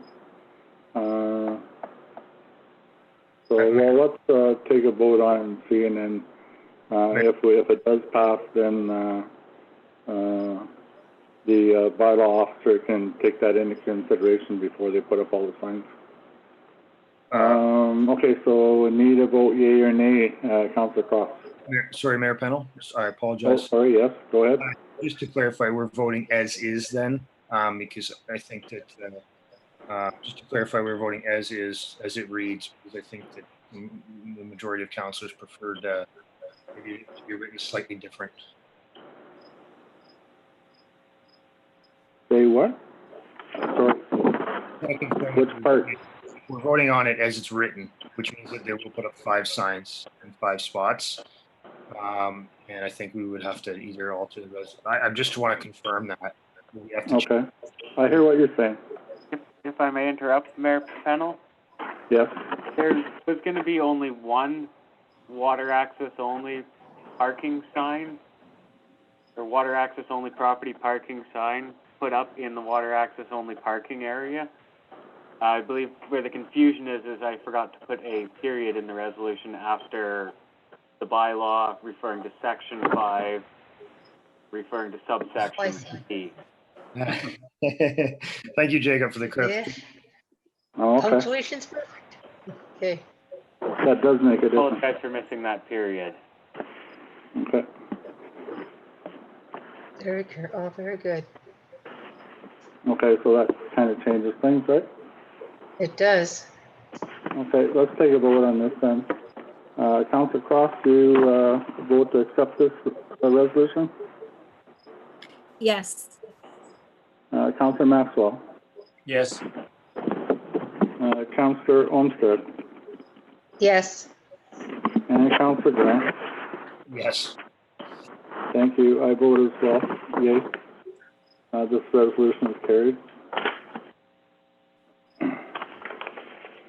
Okay, the next one is the last sign resolution tonight. And I need a mover and a seconder for this.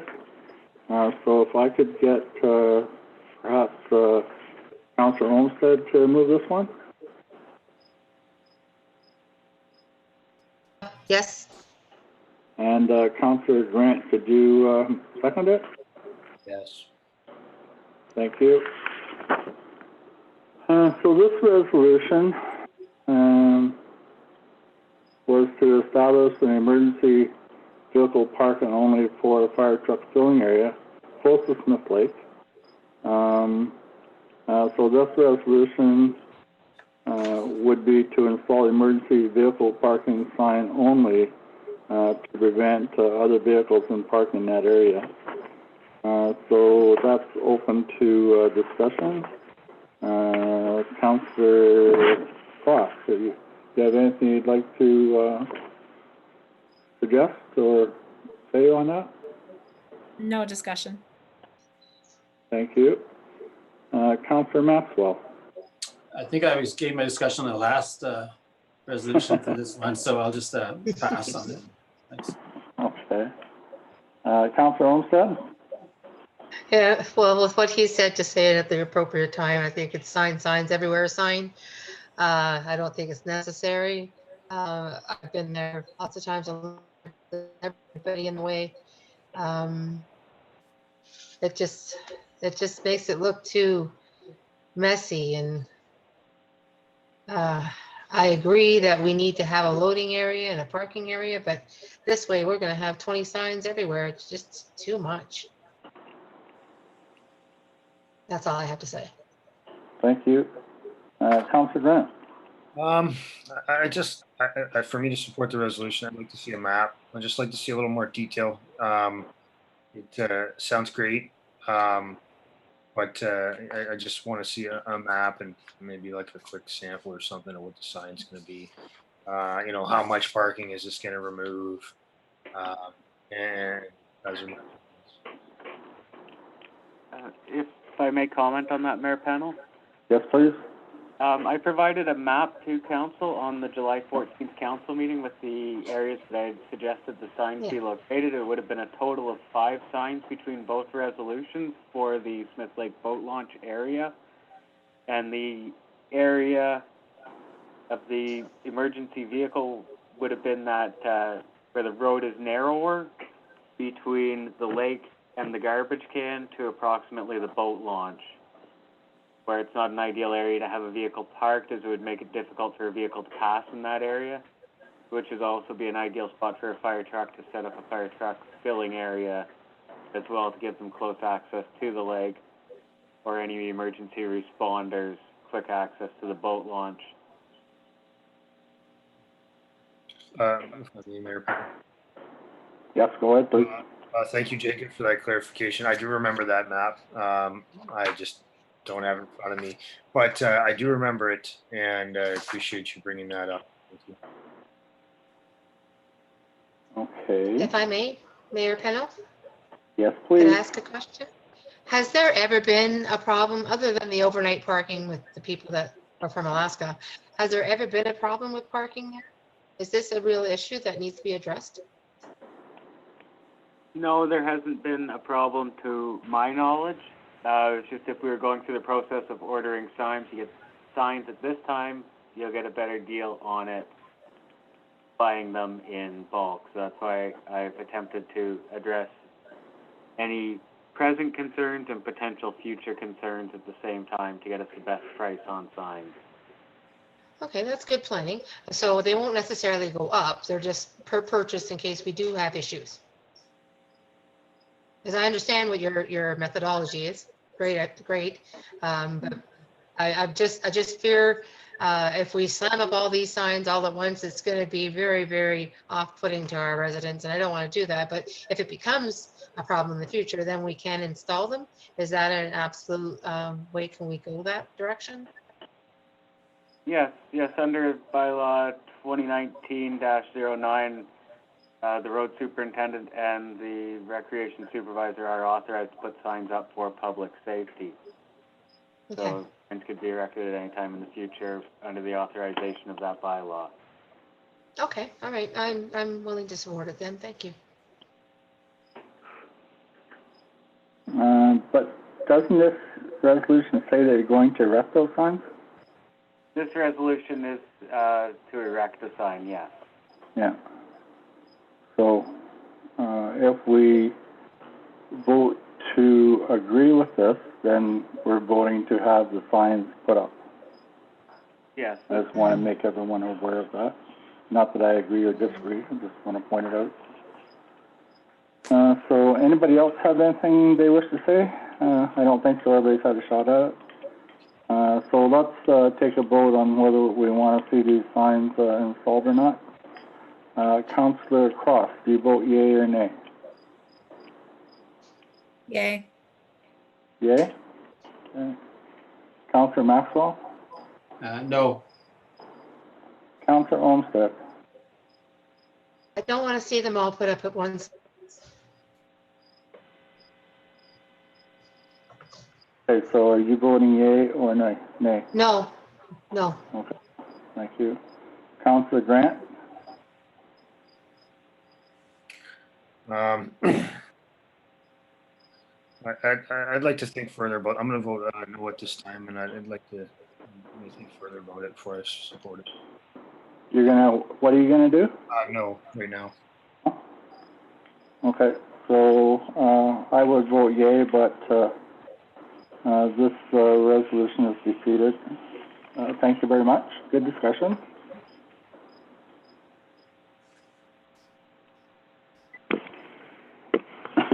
Excuse me. Next item on the agenda is the Pilgrim's Brand Craft Growing Corporation. It's a notification of micro cultivation and research of cannabis facility, which was going to be installed at 118, I think it is? 188. I'm probably going to have some discussion on this one, so I need a mover and a seconder first. So, Councillor Maxwell, can you move this one? Yes, Ken. And Councillor Cross, could you second it, please? Yes. Thank you. So, everybody's had a chance to read this one. Councillor Cross, do you have any discussion, anything you'd like to say? No, not really. This is just, it's just an application, so it hasn't, and they have every right to make the application, so I really have nothing to add to this. Okay. Councillor Maxwell. I have nothing to add to it. It's interesting. No comment. Okay, Yeah. thank you. Anything further? No. Okay, thanks. Councillor Olmsted. I recused myself from the vote, but as this is going to be in my neighborhood is against it. Because you could already smell the pot going past his house. And it's noxious up to 1,500 yards. I think the neighbors are too close. But that's just my opinion. Is this the building going down the hill from the landfill on the south side of the road? Yeah, it's just across, the gray farmhouse across from the landfill. Yeah, okay. Yeah. Councillor Grant, do you have anything you'd like to say? Was applying for an application. It states here that all the appropriate precautions and regulations outlined by Health Canada are followed. Other than that, I don't have any strong feelings on the matter. I recognize some of the concerns that people do have, and I'll keep those concerns in mind. But I'd like to support the resolution. Okay. Okay, so we'll take a vote on it then. Councillor Croft, do you vote to accept this proposal? Yes. Do you have any concerns with it, yay or nay?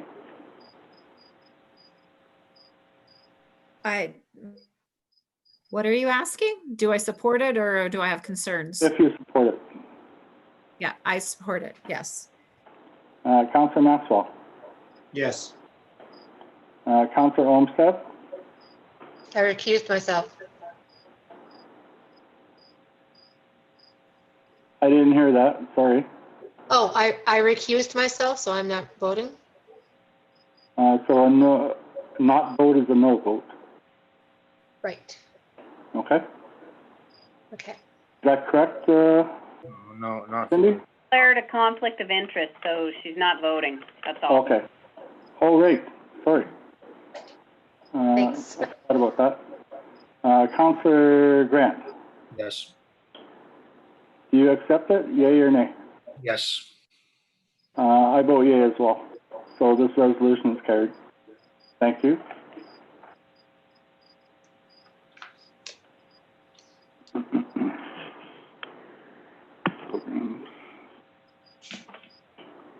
Okay, so we have a next resolution. I think there's two conflicts on this one. From Councillor Cross and Councillor Olmsted, am I correct? Yes. So I'll need a mover and a seconder. That would be Councillor Maxwell. Can you move this one? Yes, can. And Councillor Grant, could you second it? Yes, I will. Thank you.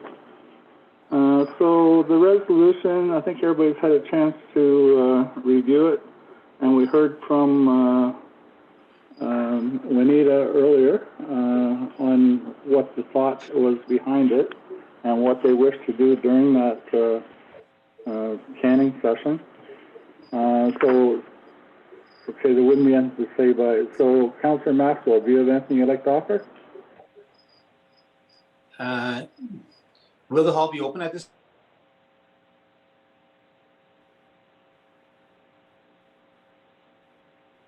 Well, I think we lost We Councillor lost Maxwell. him, yeah. He'll be back. Hi, There he is. I'm back. I'll just keep my audio on only. Seems to be working that way. Okay. Yeah, I'm curious about this. This goes with the overall discussion of opening up our community, and will the hall be open by then? It's, I think the hall should be open by then, but I don't know where we are in that stage of the reopening policy. Looks like we did readings 1 and 2 tonight, so we haven't done a third reading. So, I mean, are we going to move forward without the reopening policy of opening some things? Or are we going to wait till the second week in September before we open up the township, up the hall? The resolution, we don't really know what's going to happen so far. All depends how fast we can get through the resolution or to open up the hall. This one here does state that the municipality of Calvin will not be held responsible if the province and North Bay Parry Sound District Health Unit regulations are not followed by the attendees of the session. So I don't know if you're in agreement to that, or we don't know if the hall will be open at that time. Okay.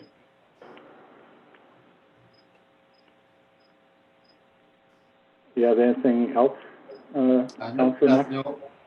No other comment. Okay, Councillor Grant, do you have anything you'd like to offer?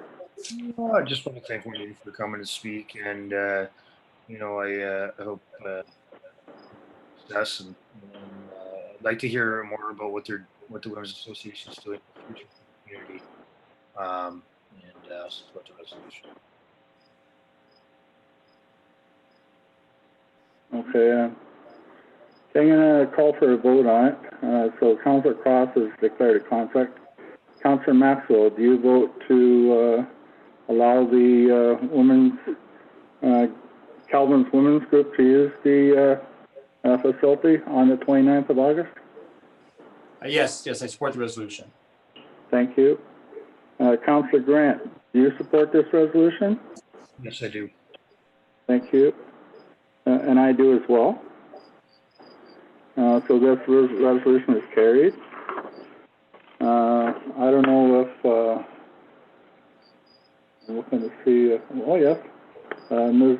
Sparks is still there, so I'm hoping that she heard that resolution being carried. Yes, I did. Thank you very much. Thank you. Okay. So the next item on the agenda, what time is it? Oh, we're good, yeah, it's only 9 o'clock. Mr. Officer, I'd like to review the hall rental and equipment use bylaw. Okay. So I believe at the last meeting there was some talk about what the cost would be for that use for, I think there was a wedding going to happen outside, and they weren't going to use the hall, but they're going to use the washrooms and some power and, some water. So it's in front of us. So also, this letter asks us to prepare a list of items that we'd like to have further discussion on regarding the bylaw. So, Councillor Cross, do you have anything you'd like to discuss regarding this bylaw? No, I don't. Okay. Councillor Maxwell, do you have anything you'd like? I don't want to make any changes to the fees as they are now at this time. I don't think there's any reason to charge extra for any cleaning or anything like that. All right. Anything further? I know. Okay, thank you. Councillor Olmsted, do you have anything you'd like to suggest? Yeah, number 6 needs to be a little bit more updated to the COVID-19 levels, advanced cleaning, because, that's necessary. And then having our insurance, does that change the accessible insurance for people accessing the hall? Because I know in the past, we didn't have full insurance, so you had to purchase your own when you use the hall, but now since we're fully insured, do they need to purchase insurance for their own events? I'm not sure. Cindy? Yes, they do in certain circumstances. So what circumstances would that be? If they're having a wedding that has alcohol at it, they have to have their own insurance. So alcohol is basically the one you have to get insurance on?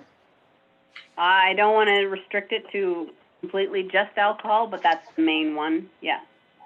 I just wanted to see how that, changes accessibility for our township. If it's high risk, if it's a high risk, if it's not on the list of low risk items. Mm-hmm.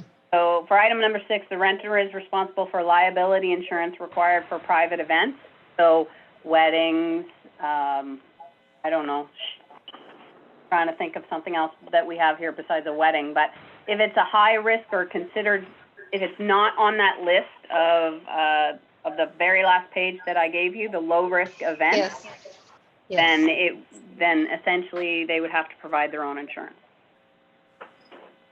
Okay. The church not had too to many then. provide their own insurance when they had the kids' events going on. They had to provide their own as well.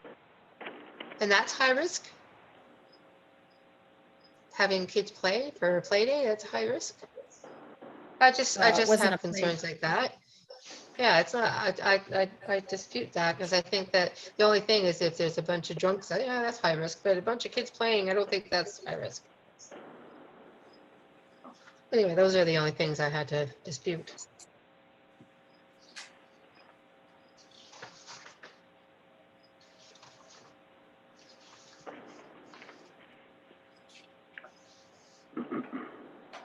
Anything further, Heather? No, thanks. No, that's fine. Okay, thank you. Councillor Grant? At this time, I don't have any suggestions. I'd like to review this further over the coming week or so. Thank you. Could I just say one thing? Yes, please.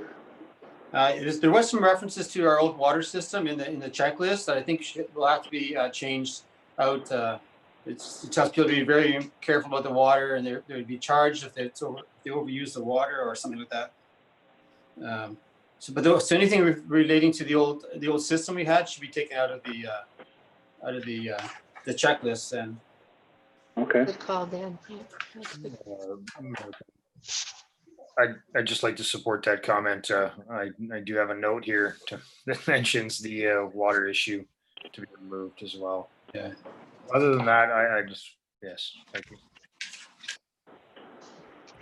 Okay, so, Mayor Pennell, yes, can I just add a couple of comments, please? absolutely. So things that when I was reviewing this, things that I thought we might want to add would be there's now a health unit requirement that any food handling that's done, so anyone using the kitchen, someone there needs to have the food handling course. So I think that should be added somewhere in the bylaw. It was already discussed that council doesn't want extra fees for cleaning costs due to COVID-19 or any kind of pandemic. The other thing I thought we could mention is that we're not responsible if the regulations set out by the province or the health unit are not followed. So, for instance, what I've been writing in the bylaws, or sorry, excuse me, the motions that we're not liable or we're not responsible if the regulations aren't followed. Namely, if somebody gets a fine or something like that, we're not going to be paying that on behalf of someone else.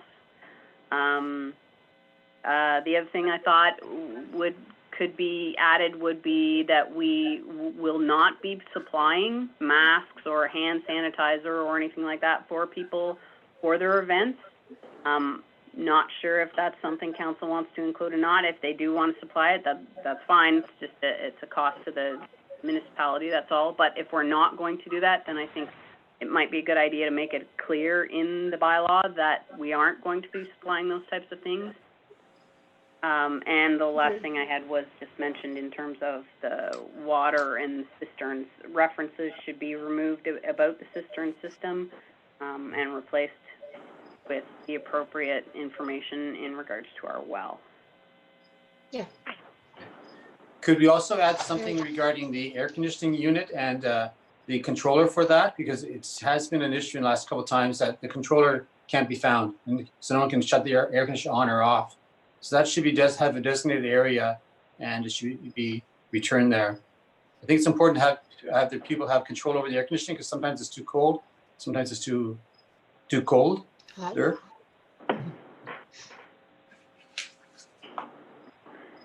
Yeah, I think that should be given to one individual, probably the person who's renting the hall, so they're responsible for it.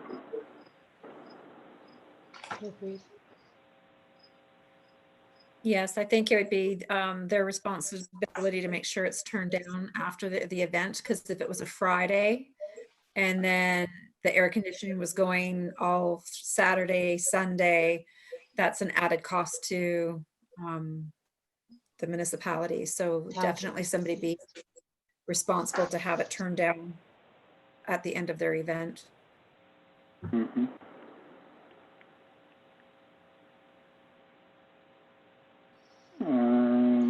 Anything further, Dean? No. Okay. Okay, so do you have enough to redo this, Cindy? I do. Is council interested in any of the suggestions that were made? I liked everyone I heard of. Absolutely. Yeah, me too. All of them. Yes. Yes. All right. Okay, thank you. Thank you very much.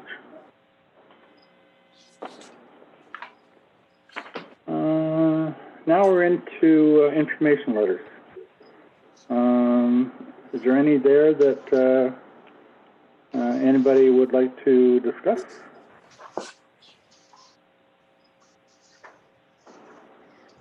I have a Sandy. question about the Hydro One. Oh, sorry. Okay. Go ahead. He said that they're going to be doing trimming and they're not going to remove their own wood and stuff. Shouldn't we be given, or a roast? We can have clear the broad.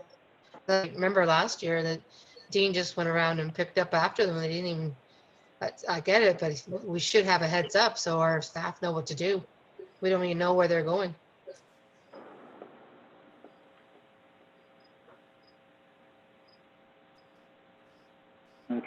That was my concern.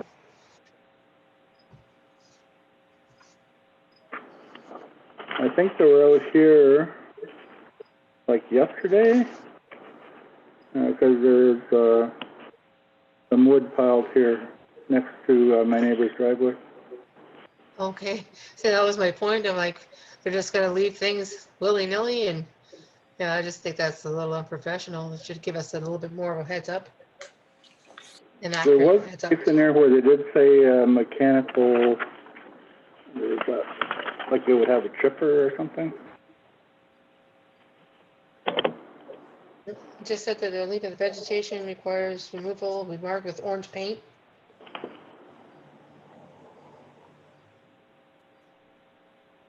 Yeah, they're just gonna leave it there. If trees are removed from your property, all wood will be left on the site. So I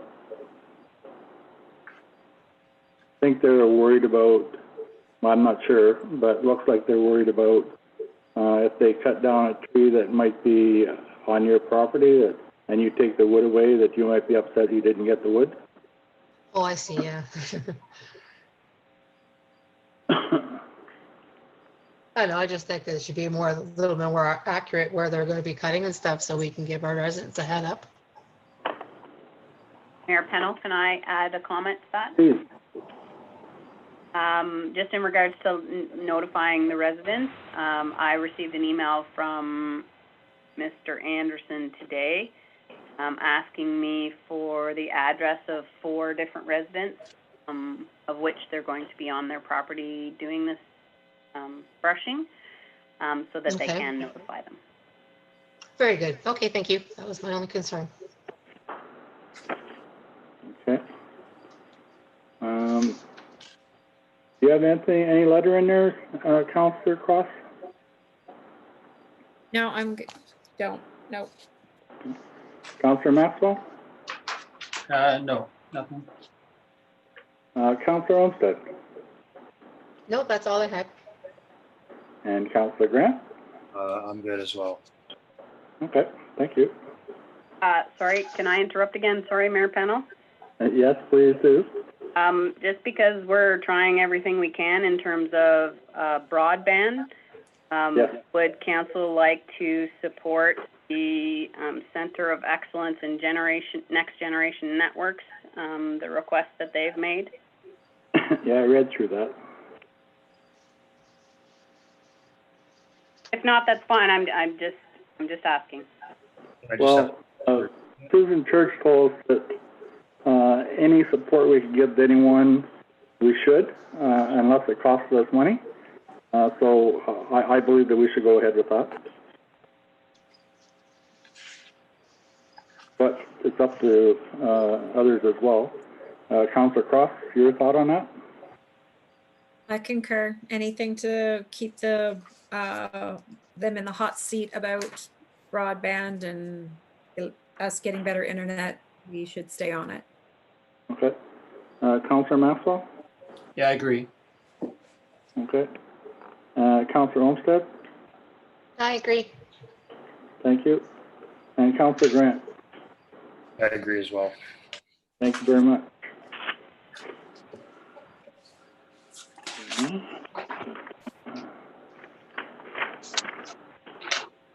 Information letters available.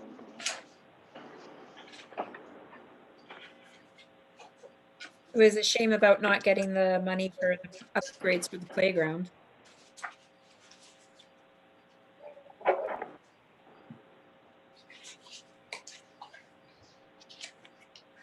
Yeah.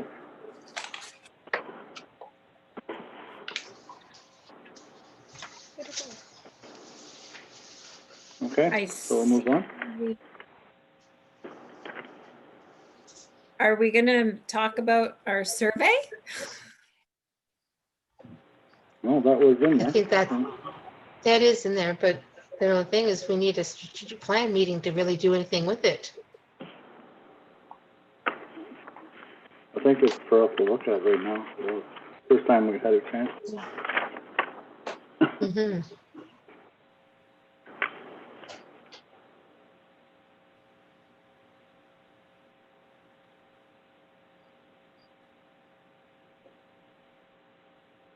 Well, it's good information in there, but it's just nothing we can address right now. Yeah. I'm definitely keeping mine out. What was the last thing you said, please? I'm definitely keeping mine out so I can keep it, fresh for when yeah. we're ready to use it. Right? Yeah. So some good comments in here. Mm-hmm. Some curious ones about us taking a roof down of bleachers. I didn't even know the bleachers had a roof. Mhm. Yeah, there was a roof over them. Like That to make- became I un- don't know how long. it was going to fall down. Oh, yeah, well, you assume these things. But some of them were really good ideas. And it looks like we're moving in the right direction, but like I said, we can't do anything with it until we have a strategic plan meeting. Yeah. If I can make a comment. I didn't think that we were gonna do anything with it. I just thought we would make comment on some of the, the insights, and I saw some familiar parallels of how some of the people were thinking, what seemed to be more important to others and what didn't seem to be important. I found that real interesting. Definitely would be keeping this out and looking at it again, and hopefully gearing some of our decisions when we do the strategic planning with some of this in mind, especially since everybody, well, a few people definitely took the time to fill it out. So yeah, I didn't think we were going to make any strategic planning tonight. I was just wanting to reference seeing the survey, that's all. And by the way, Cindy, awesome job on it. Very easy to read.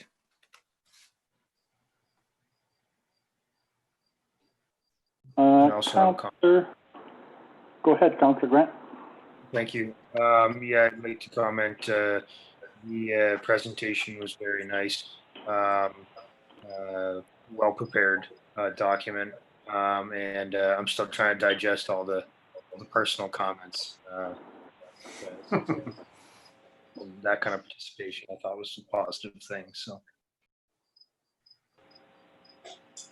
Counselor Maxwell, anything new? Nothing with the letters. I'm sure we'll do this at the next meeting. Looks like the note Okay. attached says just review it for the next strategic planning meeting. So I'll leave it till then. Okay, thank you. I thought there was a lot of really good suggestions in here. There was a couple that are negative ones, but mostly positive. A lot of suggestions had to do with volunteers, to have community events like they used to have in the past, and we have had difficulties getting volunteers. There was quite a few also that were suggestions about activities for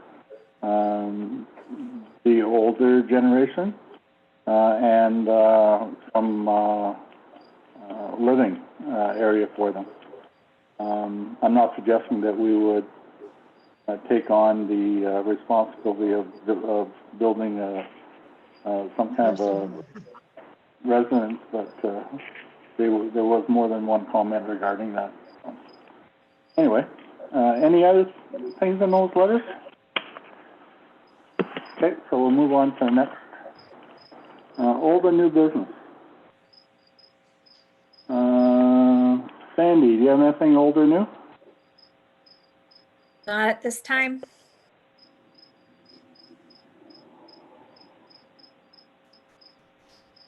Councillor Maxwell, do you have anything old or new? I have two issues I want to bring up.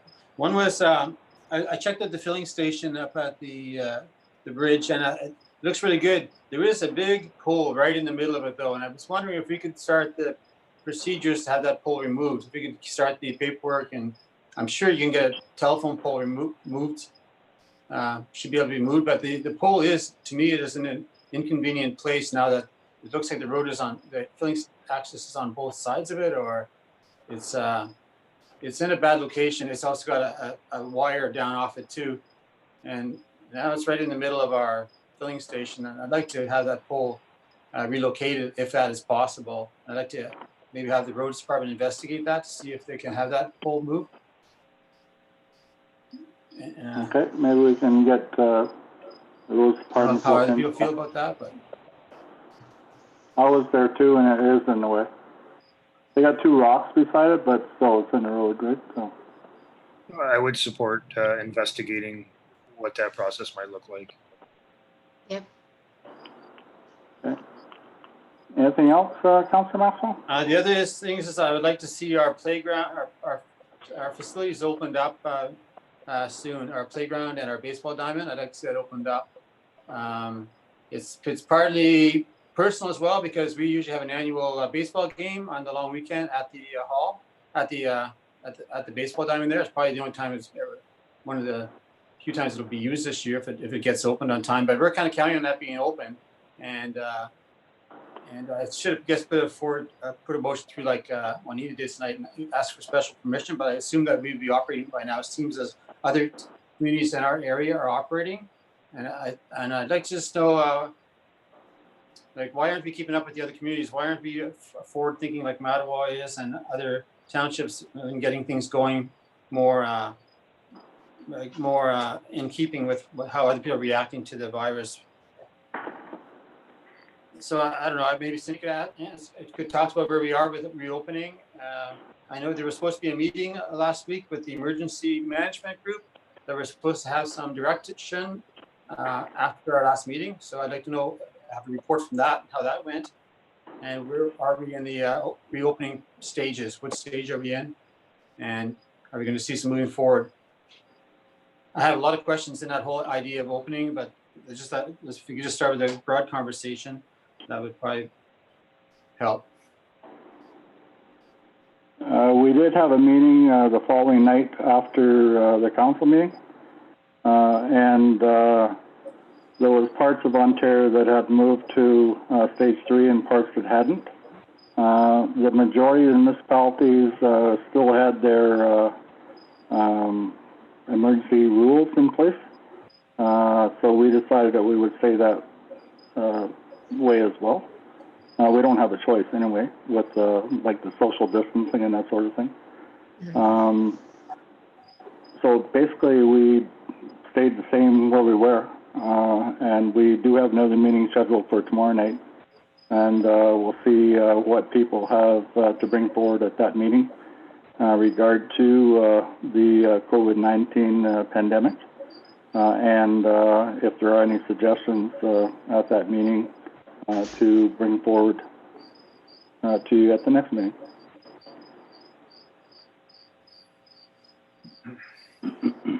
We seem to be frozen in time here. There seems to be no movement in our township. We seem to be stuck in like a frozen zone. We are moving ahead with that, right? That's what we're doing. Like that's the things we're doing tonight, getting prepared for. The action plan was one of them. But we only did 2 readings of it. I mean, just we have to go another week before we can even have an action plan. We have to go another 2 weeks before we can even have that, passed. But it's always been discouraged than doing 3 readings in one night. There was actually discussion on that tonight at tonight's meeting.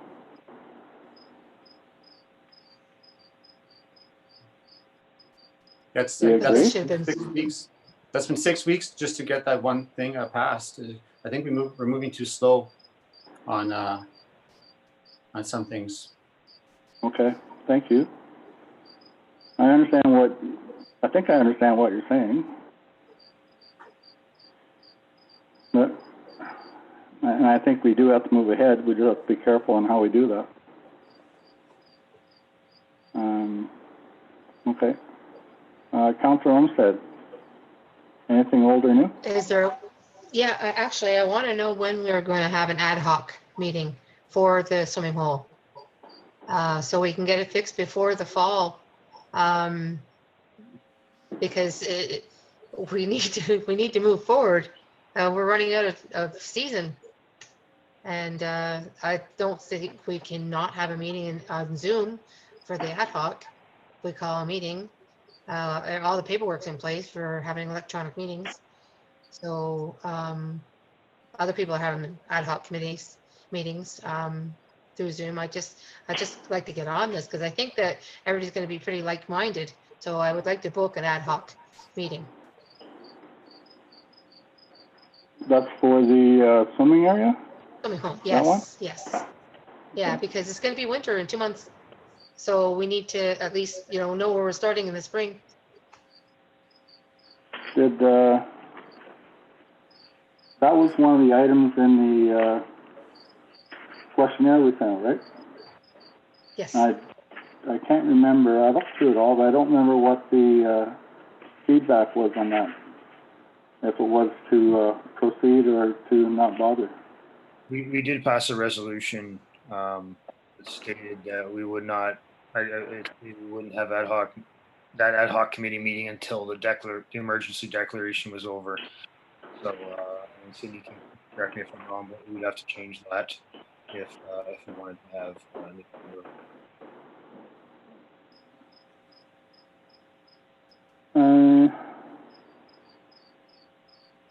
Did we pass that resolution, Cindy? Yes, we did. Okay. It was the same resolution that Dean Maxwell was added. Oh, yes, that's correct. Last meeting. Okay. But can we not have a Zoom meeting instead?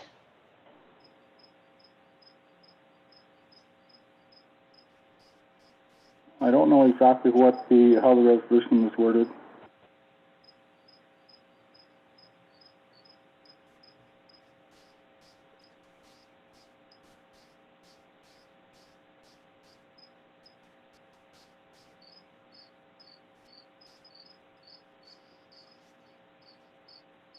Oh, I thought she was looking it up. Yeah, no, I just think if everything else is moving forward this way, we should just be able to have a Zoom meeting. If not, then I'd like to present a motion to have a Zoom meeting for all other additional meetings.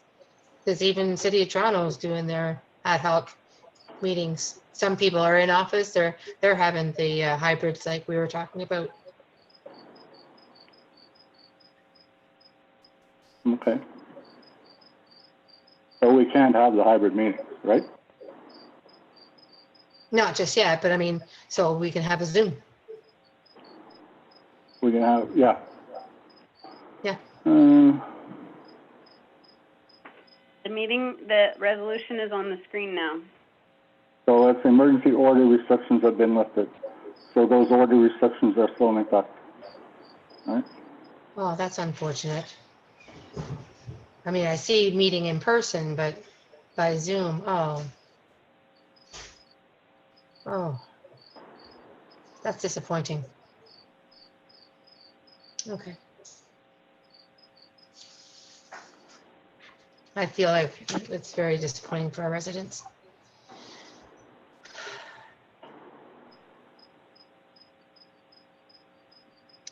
That's all. Okay. Dean, do you have anything else in there?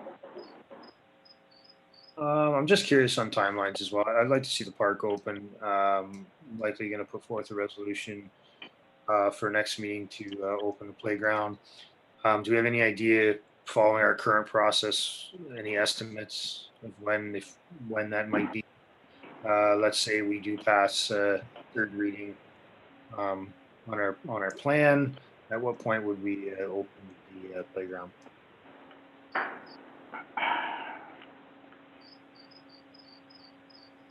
I know we would have to put up a sign, right?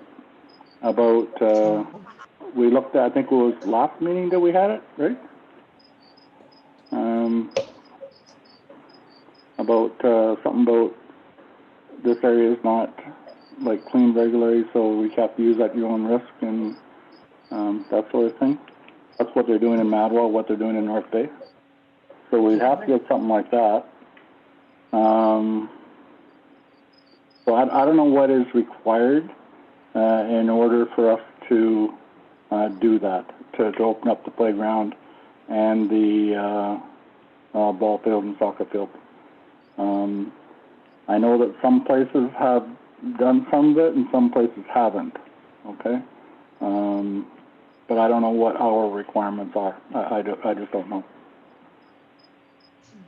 Yeah, I just like to make a comment. I'd just like to see us, be a little more proactive and find out what those requirements are. We can purchase the signage, have it ready, or create it for that matter, and have it ready for that time. Also, other areas like opening the hall, and or do we need masks?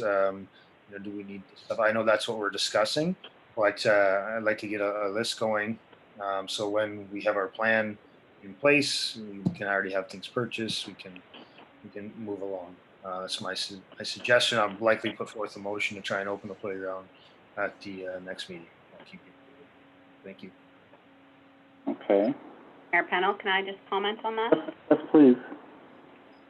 So we're already in the process of that. That's why there was multiple requests or resolutions, in regards to the signage, because we're trying to purchase all the signs at the same time. We are already placing orders for stocking supplies, extra cleaning supplies once things have been opened, etc. So we're already preparing for opening, and it's anticipated that if things pass at the next council meeting, we will open things as soon as we possibly can.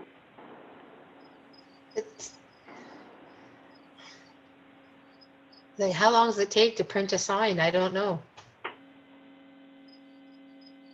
To me, it doesn't seem like anything's going to open until late fall, because it's always 4 to 6 weeks. It's just. Oh no, signs from Seymour Graphics do not take that long. So approximately. I did not get a timeline from them, so I can't tell you an exact time, unfortunately. I'm sorry. But as soon as we know that everything's moving forward after the next council meeting, if everything is passed, then we will open things as soon as we possibly can. We are aware that Councillor Maxwell's family wants to use the ball field. Anybody who wants to use the hall for activities, meetings, etc., we're trying to get it open as soon as possible, but we have to take the appropriate precautions to make sure that everybody is safe, both staff and the community at large. I understand that, but yeah, I just want the office opened up. I tried calling several times the other day and I couldn't get through. It'd pick up and hang up on me, so obviously, like it is causing an extra barrier that our citizens don't really need. And I understand everything. That is the problem with our phone line. Yeah. We have discovered that. I wasn't aware. There had been a couple of instances that people had told me, and I just thought it was a cell phone thing. But unfortunately, it looks like it's not. It's a problem with our phone line, and we contacted the appropriate people today to get it. Okay. On that note, real quick, the township's not the only person having that issue. Other people, at least 1 or 2 other people in the township are dropping calls as well. But hopefully Bell Canada will get their act together. Okay.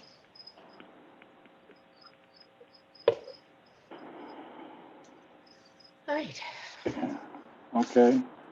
So sounds like we're going to have some information brought forward at the next meeting that we can pass or not pass, and that would determine when we can start opening up the area, the community center and the outlying buildings and areas outside. Next item on the agenda is the accounts approval report. Can I just say, can I have one more thing, one more comment under the old and new business? Sure. With the emergency management meeting tomorrow night, can we see a report from that? Can we see a report from that meeting via email or report, so we don't have to wait the 2 weeks to see what the results of that meeting are? We can give a report on it, but it's like a council meeting. when you have a meeting, then it comes back to the next meeting for everyone to approve it, right? Mm-hmm.